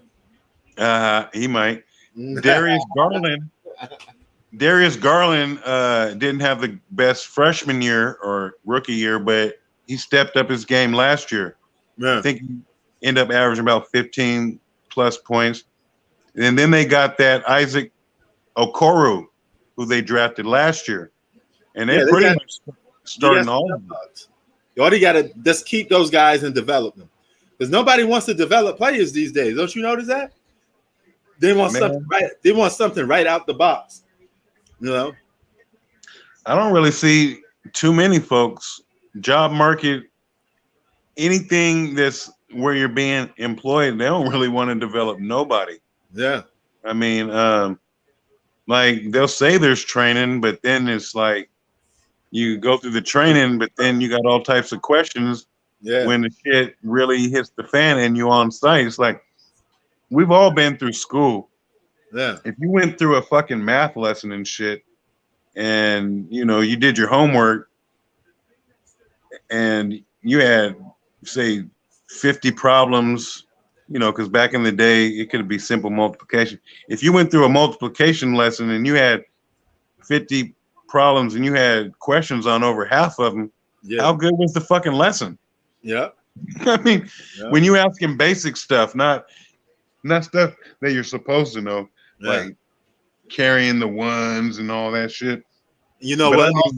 Also is different. The short-term contracts. These young players get drafted to their teams. They can opt out within 2 years, 2 to 4 years. Remember, back in the day, if you got drafted by a team, they keep you and develop you for a while. You know, no, this is the guy we're going to run with. Now, short-term contracts. These guys can leave a team within 2 years. You know, so it's not that much development. I'll see your short-term contracts and I'll raise you. Every fucking team is supposedly supposed to have a player development department. Yeah. I mean, that's what they got the G League for. You know. I mean, I don't even know what's going on in the G League, man, because the thing is the coaching has to start at the grassroots level. Right. You know what I mean? Mm-hmm. And the grassroots is starting to gravitate towards what we see in the NBA. I mean, if you were to take a team right now, say that you had the time to just coach any team, whatever level, middle school, elementary, AAU, high school, whatever, and you said, we're not going to touch the balls for the first 2 weeks, you know, about half the team would fucking quit. Oh, yeah. And all these easy transfer rules nowadays, like I'm seeing cats transferring in mid-season and shit when they already played for one team and then they transfer to some other team. Like, what part of the game is that? Yes, but here's the thing. Take a guy like Steph Curry. Steph Curry was drafted now. You remember how he had his problems his first few years as a rookie? Then he was always hurt, this and that. He was always on the come up, right? Thank God Golden State stuck with him. Because if he was drafted today, he'd have been on the trade block way too soon. So that team would have missed out on Steph Curry being Steph Curry. I just really don't. I'm a little conflicted on how to answer that, man. All I can say is that I would. See, it's the thing. The thing about I'd love to be a fly on the wall in the. You know, I believe in player development a little bit, though. You know, I don't believe in just getting rid of somebody and calling them a failure. Let them stay on the team and go through their hard knocks so they could become great. I say case by case. That's different. Yeah. With Lonzo Ball, I wanted him out. I understand it's case by case. You know what I'm saying? Case by case. Someone like THT. You like, because the thing is when he's making his errors or mistakes, it's similar to a home run hitter. It's like all or nothing type shit, but in a good way. What was your problem with Lonzo Ball? Because you said you wouldn't invest in Lonzo Ball. Was it the injuries or the fact that he wasn't solid every single season? I'm gonna tell you this: anybody who's it was a combination of a lot of shit. His he doesn't. To me, he's soft. He's softer than moist pastries, and it really shows when he goes and he tries to shoot layups because his layup percentage is atrocious, bro. It's worse than his first year free throw shooting percentage, which was like in the 40s or the 30s. That's bad, folks. Very bad. What I saw as a Laker was when he went to the rack because he can get by folks, but getting by folks, that's only 25% of the equation. I'm sure you've heard $1 million move, 2-cent finish, you know? Yep. He was starting fast breaks because he was just throwing the ball up off the backboard like he was going to have some motherfucker from outer space come and dunk the shit. He was starting fast breaks. It was going off the backboard, bro, and like bouncing out to the 3-point line.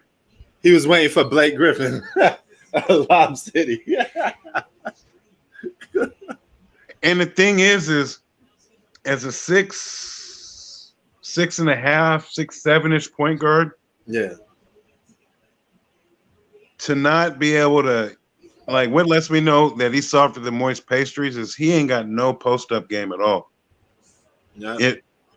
When he starts, I guess he's started to try to do it a little bit this year in the pinch post, but all you got to do is just basically be right behind him and not give any ground, and then they're going to do that stupid shit because they lack fundamentals where they hook around you like this and it's all over your neck, trying to get by you. You know what I mean?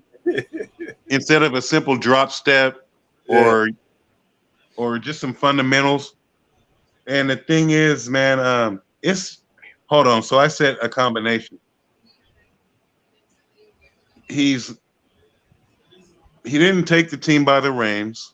He doesn't seem as if he's pretty vocal.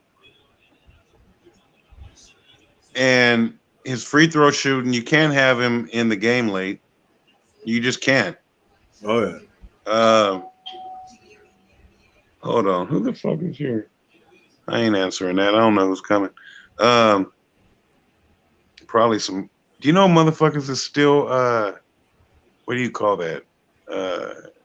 Doing that door-to-door shit? What you mean? Like vaccines?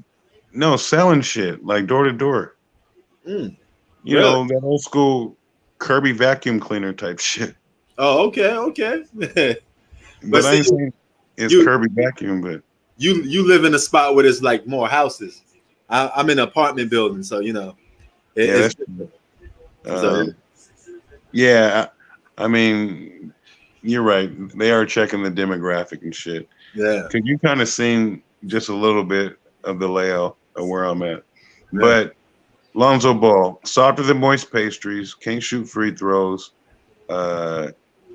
He improved his jump shot, but he's still not like a 35% three-point shooter. He just went up from like 19%.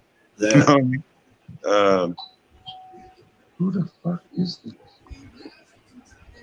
Hold on, man. All right. Go ahead, do your thing, brother. Hey, is there still more that?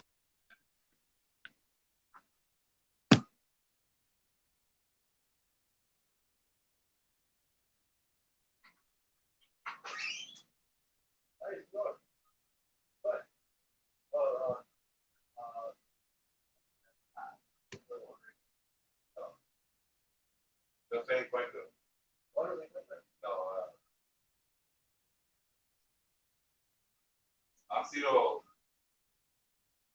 un muerto en nuestra familia. Y estamos vivos. Él está afuera, andando alrededor de toda la ciudad, tratando de disfrutar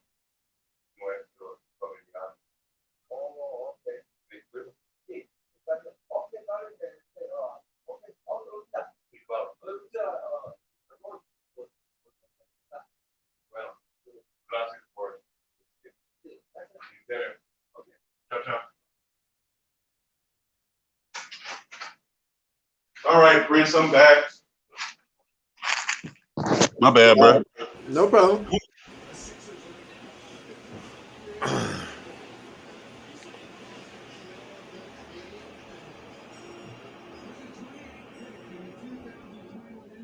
Mm.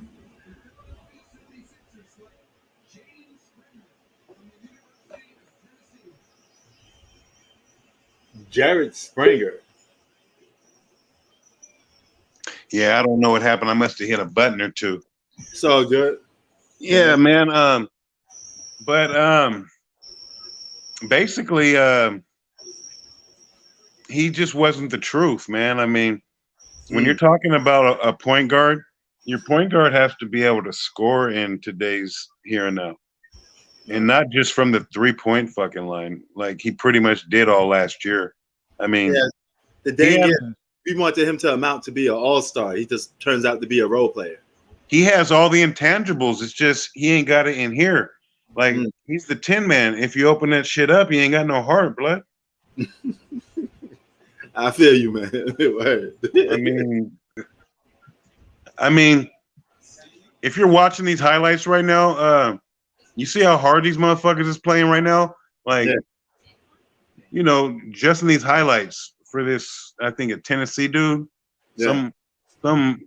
But when he goes to the rack, he goes up believing. I mean, I don't know what he even goes to the rack for anymore. Because you know how you played with some cats who they just went up to whenever they get closer to the rack, and you could tell back in the days, they just throw whatever up. Yeah. I mean, just throw whatever up. Didn't have no purpose. Wasn't trying to, shoot a high percentage off the glass shot. Wasn't trying to slap the glass. I mean, when's the last time you seen someone slap the glass on a damn layup attempt? You know, like it's been a while. You know, like remember when you couldn't dunk, but that was basically going up the strongest that you could. Oh yeah. And then even in the face of contact, you still slap glass and shit. And that felt like you dunked on somebody because, the ball went in, you got to slap the glass, but hold on for a minute. Hey, Eddie, if you don't know what he's talking about, won't you come in and explain it to us then? Oh my goodness. He doesn't have a clue what he's. All right. Well, exactly. I mean, like, look, it's easy to hide behind a keyboard. Yeah.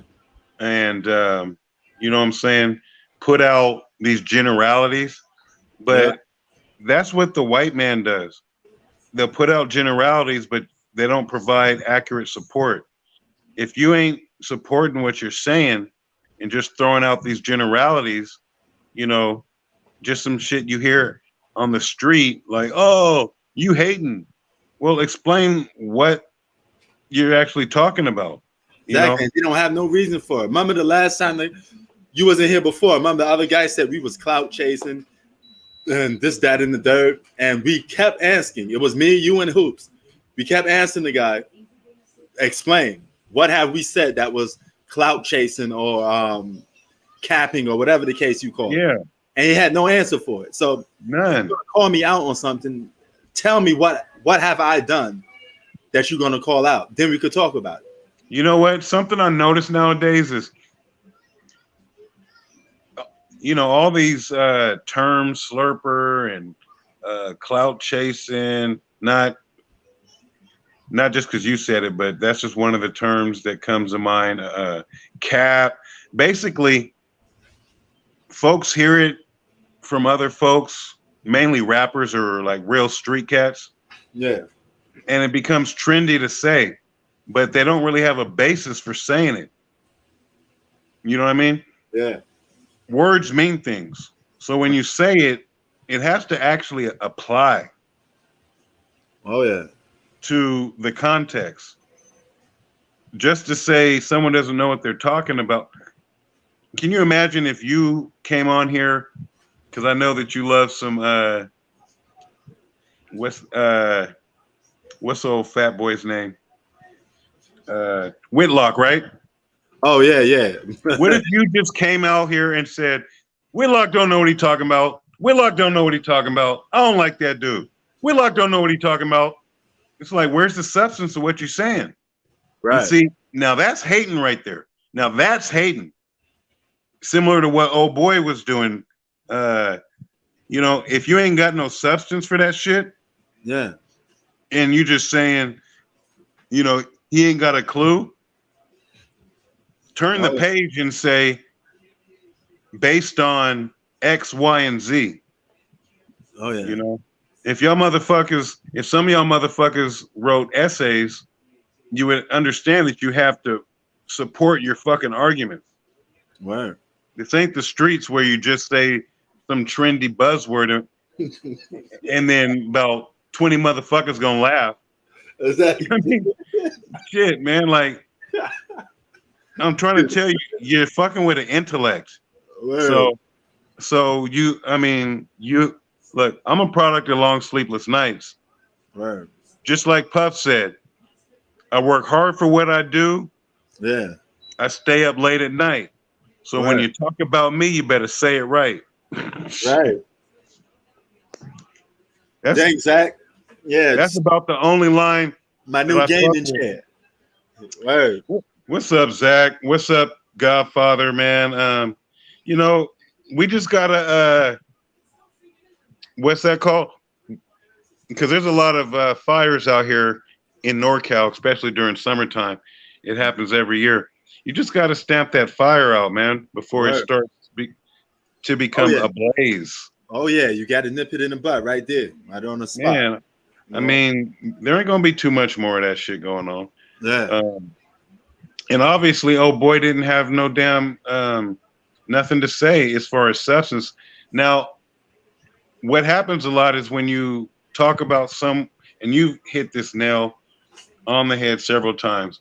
Right. Folks think just because they come to your station and they frequent it, Yeah. that you got to cater to what their moral compass is or how Exactly. they see things. No. See, that's the beauty of freedom of speech. Mm-hmm. Whereas on the polar opposite, the Yeah. downside of freedom of speech is you get motherfuckers in here just like talking reckless, Yeah. right? I mean, but just because this cat may or may not be partial towards Lonzo Ball, Yeah. look, Kobe was my favorite player Yeah. in the modern era. Before that, it was Magic. Mm-hmm. But I can recognize all of Kobe's faults, and I Right. would call him out on that shit. Right. You know what I'm saying? You Whenever, you can't do that today, because if you do that today, people label you as a hater when you're just being honest and criticizing. man, y'all need to understand and like come, just like how we all, Mm-hmm. and when I say we, us of African roots, we all need to go back to the motherland to see where we came from and think. Folks can do that even within the United States. Come on out to NorCal, where the term player hater, Yeah. Yeah. Now you just hear hater because they shrunk it down because not everyone's a player. Right. Come to the soil where that shit originated and understand that it ain't this mainstream commercialized definition of hating. Right. Just when someone disagrees with what you're saying. Exactly. Hating is going out of your fucking way Mm-hmm. to talk down on a player. See, Exactly. the whole thing is, and I'm gonna keep it in player terms. Rapping Fote, who you may not know, but he's from San Francisco. In Too Short, they had a song, "Never Talk Down on a Player." You know what I'm saying? And that's the whole concept of where player hater came from, because motherfuckers was jealous and envious, and instead of coming out and trying to take notes and shit, or going up to a real player and saying, "Hey man, put me on, Right. lace up my tennis shoes, they would just overtly fucking talk down on him. Word. Oh, like some of the shit that you hear in these comments when I be out at Reno and shit. Uh-huh. Oh, he's spending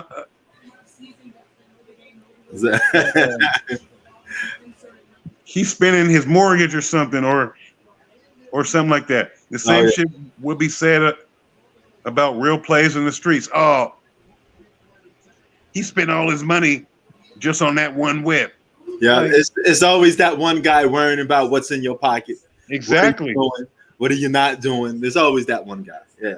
So I mean, man, whenever I just like for folks who are in this chat, because I know everyone used the word hater and will continue to, but the thing is if you ain't congratulating, then you're hating.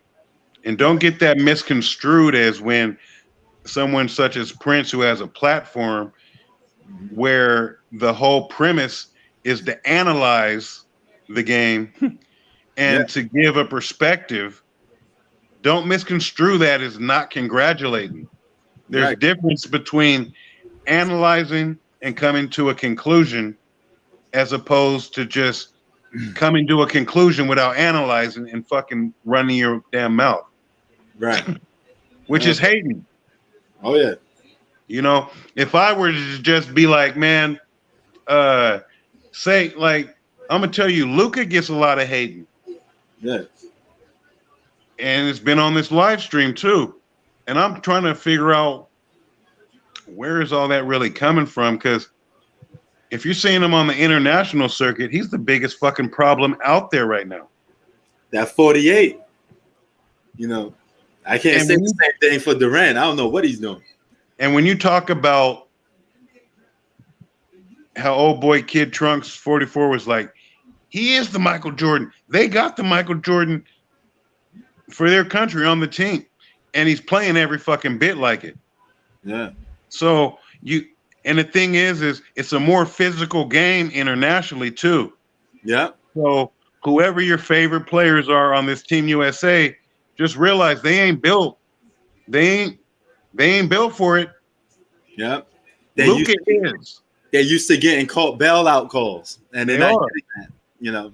Yeah. And the thing is, Luka's game translates because he initiates contact, and he's not someone who relies on his athleticism. Yes, he can go down the lane and cram on somebody from time to time, but mainly what we're seeing out of Luka is using angles and footwork to get to where he needs to, and of course his broad frame. Oh yeah. Whatchamacallit, Hoops wouldn't like me saying this, but he was working his way down to 0-footers with Kawhi on him, and damn near slapping glass on him for layups. Yeah. And it wasn't like he was blowing by him. Oh yeah. Basketball fundamentals. Word. And the funny part? What's up? This Eddie guy, he disappeared because he don't like what you said. Now, what type of man is that? If a guy don't like what another man say, you just gonna go and kick rocks and get mad about it?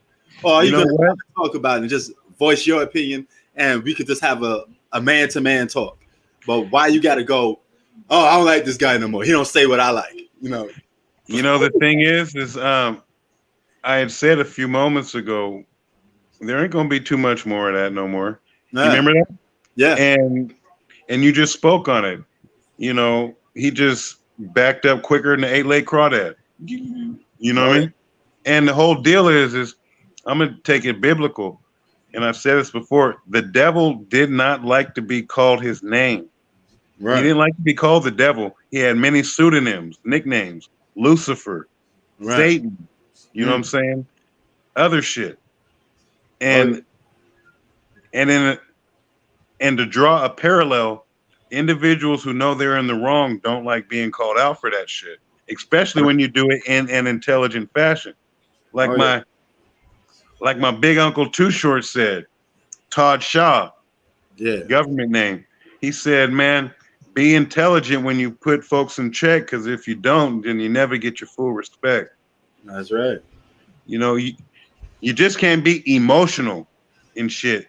And, you have curse words coming out your mouth every other word and shit. That ain't really making a point. Just because you're speaking louder and yelling doesn't mean that's what that I'm people's hearing you premise of better. winning. That's people's premise of winning a debate. Let me just call them a bunch of names and don't talk about the sport no more. I'm just gonna curse you out like crazy, and I'll win the debate. Yeah, it is, man. I mean, that's how it is. You know, like, I just wish some of these folks. Look, I ain't even scared to say it. I was on the debate team. Why you think my fucking debate game is so strong? Shit. Like, why do you think I'm not a subject changer and I'll call people out on being a subject changer when they start the argument? Exactly. You know, I be having people backing off their own shit. It's like, nah, bruh. Nah. You know, you can speak on it, but can you stay a week on it? Oh, yeah. You know? So it's just one of them deals where, man, it has to be stamped out and rooted out at the core. Yeah. Or else, oh boy, gonna keep swinging through. If we just laugh it off and brush it off, like, oh man, that's funny. Oh yeah, you don't think I got a clue? Oh, go. Yeah, because it's gonna lead to disrespect time and time again. It's just gonna get bigger and bigger. You know. So you know what? That reminds me, because my pop used to do this to me. When there was something that he didn't approve of that I did, he would ask me, you know, basically the simple question, why did you do such and such, or why were you thinking such and such? And I would say, you know, because. And he'd tell me straight up, because ain't an answer. Yeah. You know what I mean? And similar to old boy, like, we didn't get to that point, but he didn't really have any substance behind what he was saying. Oh, yeah. That's why he wouldn't come on. You know he wouldn't come on. You know. I mean, if you ain't coming on here, then you know, really just keep your comments. Yeah. No, don't even say them to yourself. Just throw them in the fireplace. Right. just throw all your feelings, all your comments in the fireplace. If you ain't got, you know, because someone could say that they don't agree, but it's like, spell out why you don't, and then we can go back and forth. Right. See, folks don't want to get into the deep waters of conversation with a scuba diver. Yeah, they don't. See, motherfuckers come to realize when it comes to this conversation mouthpiece shit, you got to be a scuba diver, because we're going to get in some deep waters of convo and dialogue, you know. And I start throwing out some $1 million words, and motherfuckers want to act like they don't know what English is no more. Oh, yeah. Hell yeah. You know? So I get it a lot, bro. Like, I got some people that used to talk to me because they see me make these videos about LeBron, and I'm giving him his props when his props is due. All of a sudden, when it's time to criticize him, they know where to be found. They don't want to talk to you no more because I'm not 24/7 sucking up to LeBron James, which makes no sense. You know, I'm just trying to call the game how I see it. You know, that's it. See, and the whole thing is because before I started knowing how you get down, calling shit in the moment, and then not taking none of your posts down. Yeah. When I first started riding with you, I was scrolling through all your past videos, and I was like, how the fuck did this nigga say Kobe's the most overrated nigga? You know? That was by the media. That was by the media at the time. Yeah. But if folks really take the time to figure out how you get down, you're talking about shit in the moment. Exactly. And you ain't gonna back off of it just because it's 2020. Yeah. Or 2021. Exactly. You know, that's what I said in the moment based on X, Y, and Z. Yeah. You can't fucking respect that, then take your shit to saying elsewhere. You know? Because I done said there was a bitch who looked fine 20 years ago, but what the fuck she look like now? And so what the fuck? Is someone gonna hold me accountable? Motherfucker, you said 20 years ago she was the baddest bitch you ever. Yeah. Nah, man. Nah. I was talking about in the moment. Exactly. You know. Exactly. Even before I knew my boy P, I was talking about in the moment. Right. That's right, man. You know, like How many motherfuckers done said you got the best, you got the bombest vertical smile I'd have never had in the moment. Yeah. Yeah. And for all of y'all who don't know what vertical smile is, that's a little bit of Shakespeare for you, man. Right. Poetry. He's talking about the vagina. No. Yeah, man. See, but that's how it is, man. We all talk about when we judge stuff, we don't realize I'm going by the game. I didn't say LeBron James is not an all-time great. We're talking about now, all right? I'm talking about the game in particular right now. But it always gets back to let's go to a history lesson. I'm not talking about that, LeBron has done X, Y, and Z. This is the first time he didn't make the playoffs since. Yesterday's news don't make tomorrow's front page, pimps. Yeah. Not unless it's fucking COVID. Shit. Yeah. That's right. That's right. That's about the only shit sticking with us from yesterday's news. I mean, man, speaking of COVID, in Cali, they cracking down on masks indoors now. You gotta wear masks. Cali's back to that shit. That's when because you go indoors. That's because that variant case went up. Yeah, Delta variant. Yeah. And the thing is, man, they handling this COVID shit all wrong, man.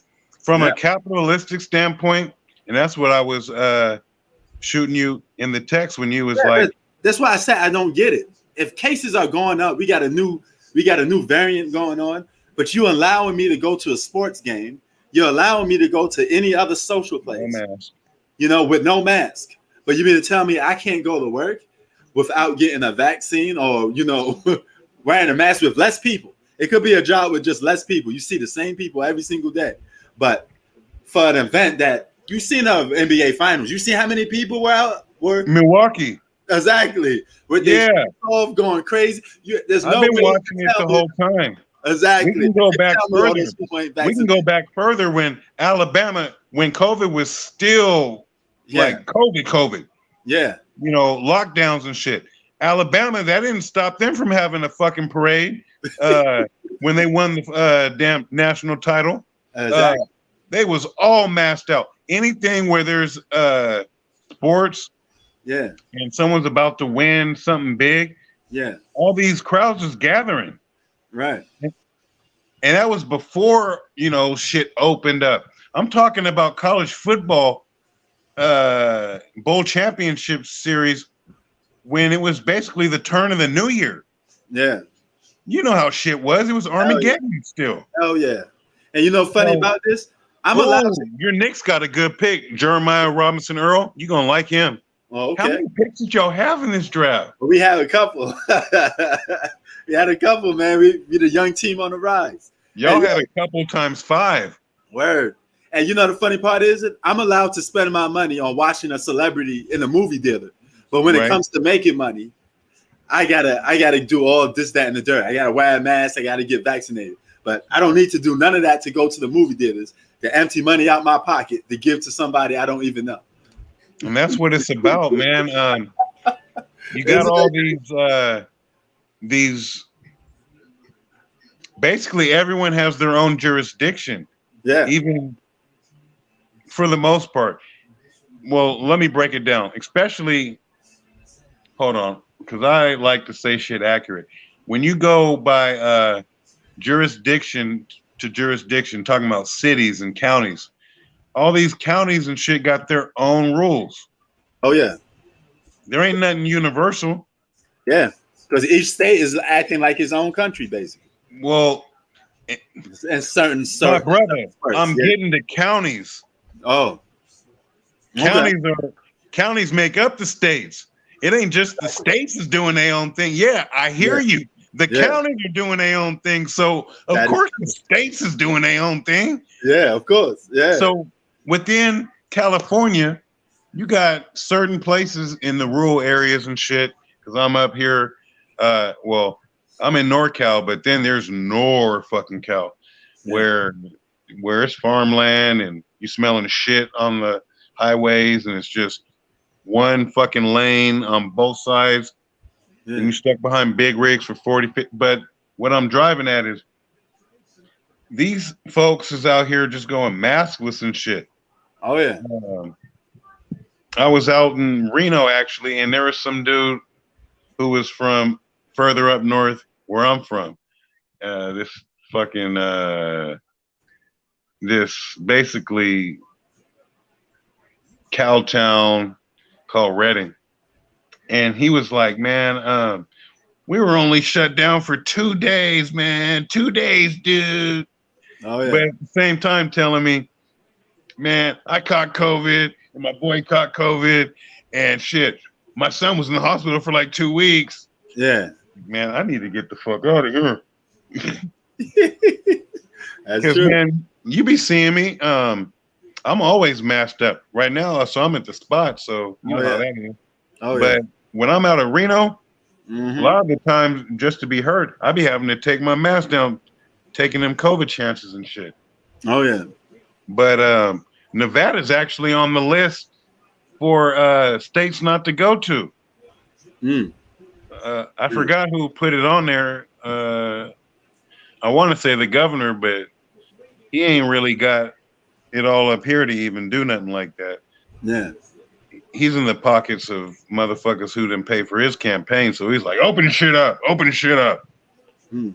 So, but Nevada is one of the states that has the highest per capita COVID rates, and I'm over there taking my chances. But if you know how to move and navigate through any fucking terrain, whatever it be, the streets, through fucking COVID, in an area where there's a lot of mass congregation, then you're gonna come out unscathed, man. I mean, don't be doing no stupid shit. Like, you know, just because your eye itches or something, rubbing it. Look, for all y'all who don't know, because I don't know how many people are in this chat, but I be trying to enlighten folks when I can. You get COVID 3 ways, one of 3 ways, or a combination. Those motherfucking, what do they call them? Those droplets from saliva or your sneezing or whatnot. Yeah. Gets in your mouth, through your nose, or through your eyes, your fucking pupils. Right. All right. How many motherfuckers you seeing? And I'm sure do we all? Well, I don't do it. I've been on this shit. Right. But if you biting your nails and shit, and you ain't washed your hands in even 10 minutes, right? Like you got to think about everything. You just can't casually, be wiping and scratching the bridge of your nose no more. Right. You can't be like getting the sleep out of your eye in the morning with your fucking fingers. Yeah. You can do that, but you got to have a little discipline. Wash your fucking hands first, and then get to scraping. Yeah. Or just do it all the way official.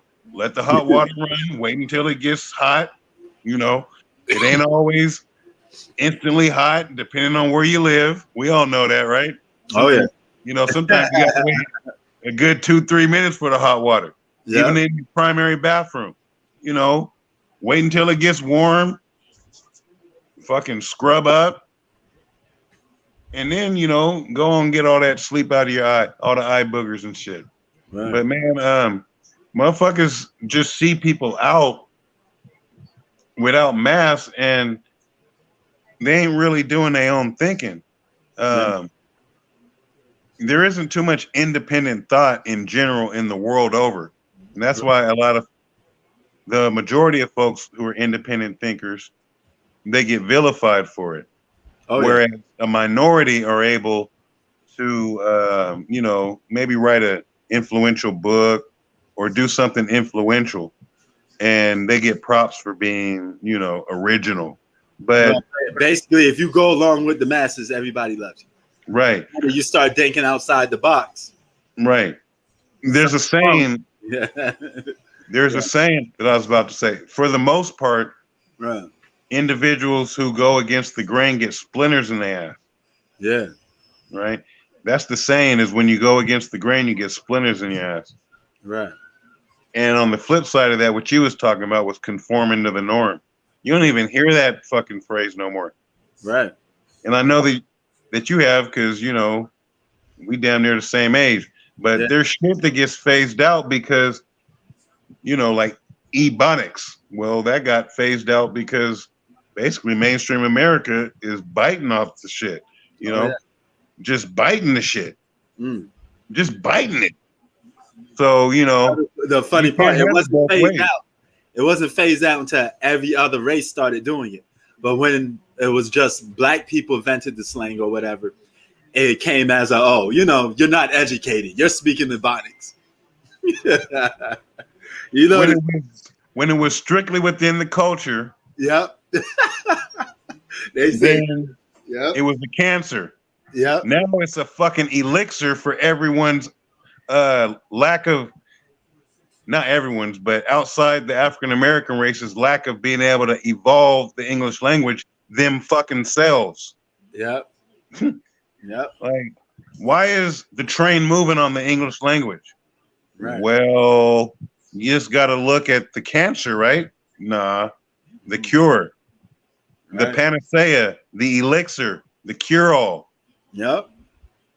Yeah, man. I mean, look, what African Americans and in particular don't understand is you need to be holding your damn heads up high, because we're the most imitated race ethnicity that no one wants to be. Right. Like when it comes down to having to deal with the struggles, but they want to freeload off all and just ride the wave off of our creativity, our innovation, our originality, our fucking $1 million swag. You know, grab your umbrellas and swag splash, motherfuckers. Right. That's right. Damn. Hold on, man. I'll be right back, Pete. All right, brother.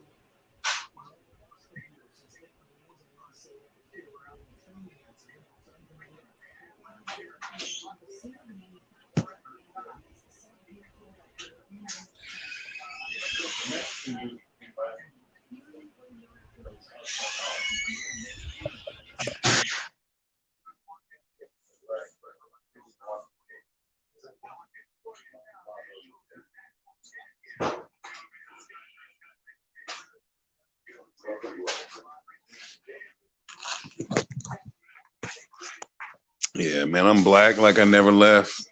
What's up? All right. But yeah, imitation is the highest form of flattery. Yes, Just need to be.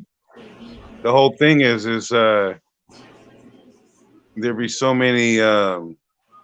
Like I said, you got to be intelligent when you put folks in check. African Americans just need to start letting folks know we're the most imitated folks out there. Yeah. You unoriginal motherfuckers. Like, and it's the same thing with rap music. Rap music was once outcasted. Rap crap. Yep. To everybody started liking it. I remember back in New York, non-black people used to call rap music, turn that jungle music off, turn that stuff off. You know, now that their grandkids and their kids are listening to it, it's a completely different story now. Yeah, man. I mean, rap took over in the early 90s as the highest grossing music genre. Yeah. Man, I mean, I already went on a little spiel about this, but whatever you let African Americans in, we revolutionize, bro. Man. That's why they don't want us to be in the job market and shit. They want to make it seem like basically everyone who isn't black are the thinkers and the creators and shit. You know, whatever technology that we have right now, you let more real African Americans get in that shit, and we'll see technology. Look, I know you remember this because, like I said, we're close to the same age. In the 90s and stuff, folks was talking about in the year 2000, we're going to have flying cars and shit. You remember that? Oh, yes, I remember that. You let African Americans in that shit, and it would be the fucking Jetsons. Word. Shit. Jetsons have flying cars. It'd be swagged out. Yep. I'm just saying, man, everything. And I wish somebody would jump in here and say, man, that ain't true. What about? I'll just be like, well, we ain't really been able to get in that shit yet. You saw what happened when they let one Tiger Woods in golf. Yeah. I mean, one. Yeah. That changed your whole sport around. One, bro. One. Yeah. Shit. And I can go on and on. Like, I ain't even going to talk about Serena Williams sisters. They got a movie coming out, by the way, too. Will Smith is playing the father. I mean, man, look, I didn't ran it down because they ain't let African Americans into everything. And African Americans don't want to get into everything. Like, you ain't trying to see no, you ain't seeing brothers trying to get into that motherfucking yacht racing and shit. Motherfuckers don't want to fall over. Shit. You know, just let us get in where we fit in. And that's pretty much everything that we've expressed an interest in. Puff Daddy and some other, you know, moguls out there, they want to get into NBA and sports ownership. That's an all boys club, though. They ain't trying to let brothers in there. Oh, you yeah. know, they didn't ever expect brothers to have money like this. Oh, yeah. So it's still like, what? Shit's really started to hit the fan. Yeah. Oh, yeah. You know, because at first it was always, well, you got to have a certain financial status, because to own a team, you know, you got to have deep pockets. Well, you can't say that shit no more when you got power couples like Beyonce and fucking Jay-Z. Oh, yeah. You know, Oprah. Even LeBron James. He's a billionaire while still being an active basketball player. You know, have you seen that? Nobody has done that, really. So Nobody on and so been forth. a billionaire. Yeah. So I mean, still playing. I mean, you know, the motherfuckers in Baldwin Hills could fucking start a group up, because, you know, like how they say, well, this sports group is, or this group is trying to buy this sports team. You could get about 5 or 6 motherfuckers from Baldwin Hills to put some money together for that shit. Oh, yeah. But are they thinking along them lines, or are they just content to be known as the Black Beverly Hills and, you know, looking down upon their fellow black folks? You don't ever hear them Baldwin Hills motherfuckers doing shit for the community. Yep. You don't ever hear about that shit. They in the world that they own most of the time, man. Yeah, I mean, look, and I'm gonna be the first to say it. The only thing worse than an uppity individual is an uppity black person. Right. Because I don't know if you've come across too many uppity black folks. I came across a couple, yeah. But there's uppity and then there's uppity black folks. Yeah. You know, because black folks, like I said, we revolutionize everything. We revolutionize uppityness. I mean, it's just one of the. I mean, it'll make you throw up. Oh, it'll make your stomach turn and all types of stuff. Oh yeah, it's just a bad look. Well, I've been through it all, man. I even seen some brothers and sisters say they're not even black. They don't want to have no connection towards Africa or nothing. You know. You know what? They deny their own race. You know. Well, that goes hand in hand with just what, you know, has been getting spoken on of, like, you know, similar to them Baldwin Hills cats. Yeah. They're like, we're not black. No. Just like Jay-Z said. He said, I'm not black. I'm OJ.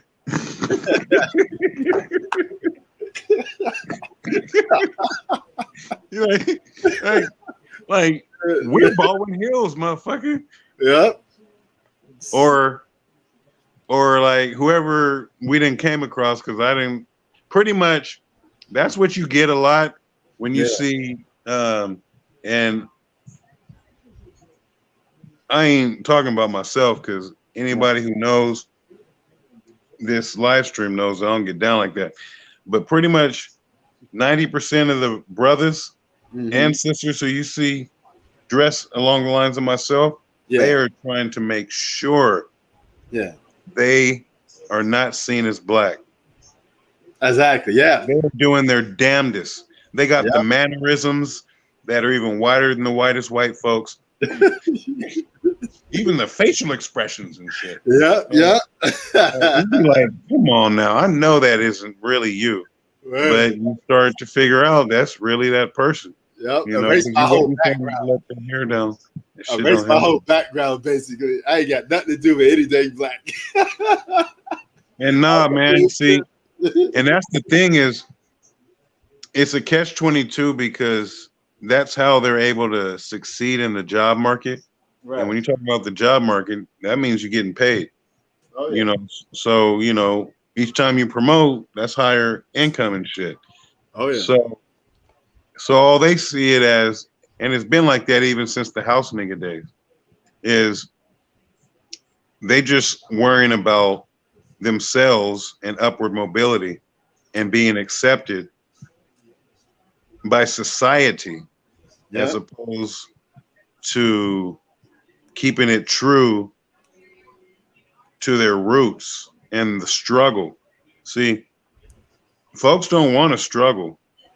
Oh, yeah. no. Oh, no. You have folks who are struggling, but aren't really down to go through the struggle. Oh, You know, going through the struggle is,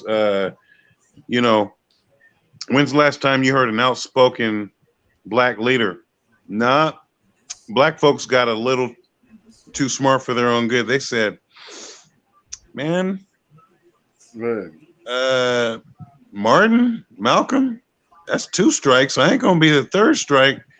Pop them niggas. They pop them niggas. You know. But the thing is, that's what was causing real change for black folks, though. Right. Black folks actually uniting behind more than basketball. You know, or rap music. Yeah, shit. I don't even know if they unite behind that, because I think we said it. Is rap music even? Well, you even hear rappers say this, or hip hop artists. Hip hop is for everybody. There was a time where it was for black folks. So I feel comfortable saying this. You can't even say black. I mean, we can't even say that rap is our music anymore. Oh yeah. Why? Because we're not the main ones buying this shit. If you check the sales, or if you go to concerts, you're gonna be seeing fair-skinned motherfuckers left and right. Exactly. So you got motherfuckers. They look at it as, hey, we paying for the music with our top dollar. It's our music now. That's how they look at it. I mean, when I'm seeing motherfuckers on Harley Davidsons bumping Tupac and shit, I'm like, man, what the fuck can I say? Times have changed, bro. I would never do it. I see stuff like that, but hey. But you've seen it. Yeah, I have. Or you be seeing these off-road vehicles looking like they just got out of a fucking mud pit, and they smashing some. What, nigga? That's what I be. Oh, yeah. And that's another thing. The word nigga ain't even ours no more. Yeah. How many other races have you been hearing? All because rap music. And it, like I told you and Hoops, if the real niggas rep it, the square's gonna accept it. I be hearing Filipinos. I be hearing Chinese folks. I be hearing Samoans. Yeah.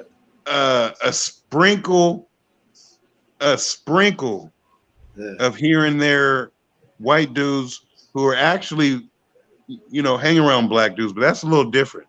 Yeah.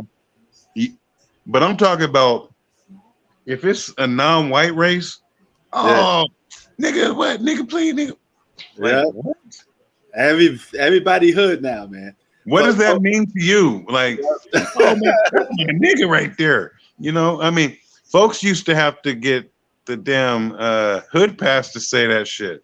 Exactly. You know what I mean? Like, hey, don't even be fucking with my. That's my cool white dude peoples. Don't even be fucking with him. That's my nigga right there. Or just like I think it was Obi Trice was like, that's right. I called him my nigga. Talking about Eminem. Yeah. I'm sure you heard that shit. He's like, yep, that's right. I said it. That's my nigga. You know, like you used to have to get vouched for. nowadays, like I said, I be hearing all types of Asian races. Don't see a single black person around them. It'd be a little posse, 5, 6, 10 deep. Oh, nigga, what the world, nigga? Yep. Like, that's a head scratcher. Word. Just make sure you don't add that ER at the end. Word, brother. Yeah, man. But I can't even get down with that because there was a time where, you know what I'm saying, that would be fighting words and stuff. Similar to like if someone said, you know, fuck your mama or something like that on the playground. Yeah. But the thing is these hip hop artists done basically condoned it. Oh yeah. Because they're saying music is for everybody, and they're just doing that based off album sales. Oh, yeah. You know, old school hip hop artists wouldn't be like, "Oh, this music's for everybody." Nah, because they was talking about consciousness and like revolutionary type stuff. Yep. And that ain't for everybody. It started out for a selected few, then it went on. Goodness. Yeah. Man, the thing is here's another term they got phased out. You remember when they used to have the term ringtone rap? Oh yeah. I remember that. They can't say that shit no more because ringtone rap is what the norm is now. Yep. Similar to that ebonic shit. Yep. You know, and the thing is, the cats who was saying ringtone rap were the real artists. You know, cats who we mess with. It'd be like Dipset or the Locks or you know some of the independent rap artists from the Bay Area. But if they're making exponentially more money than you look stupid for clowning that shit. Oh yeah. I mean, so even the real ones had to back off of that. You don't hear ringtone rap no more. Nope. Nope. Hey. Nope. You know what? What motherfuckers started doing? They said, "Fuck it, I'm gonna put my ringtone up and I'm gonna make $1 million." Right. That's right. But brother, you know, as usual, I always appreciate talking to you, man. It's been a minute. You know how we always chopping it up. Look how deep we ran. You know what I'm saying? Man, look, it's all good. I think we're the only two up in here, but like I said, this is the only time I ever get to have a meeting of the minds. Yeah, man. It's awesome, man. I always appreciate you coming through, man. So, you know. Man, I've been starving for it because, like I said, it makes sense that you've been doing I'll just rewind. I've been like, man, I wonder what this cat gonna be doing now that basketball ain't around and stuff. But you clued me into it. You said you've been doing gymnastics and probably boxing, some judo, whatever you can find. Yep. But the thing is you know, now there's a scheduling conflict. It would have been a scheduling conflict with myself if I got that job, you know. So, but back to the drawing board, it's all good. You're making the most of your time, though. And that's the thing is I can't say the same thing about all these cats who be in the live stream, even if they're faithfuls. Because idle time is the devil's playground, and I'm sure you already know about that. Oh yeah, and it's solid that you stay inactive even through your trials and tribulations of, you know, what you know that you've been going through. The reason why you moved to LA versus, you know what I'm saying, what played out.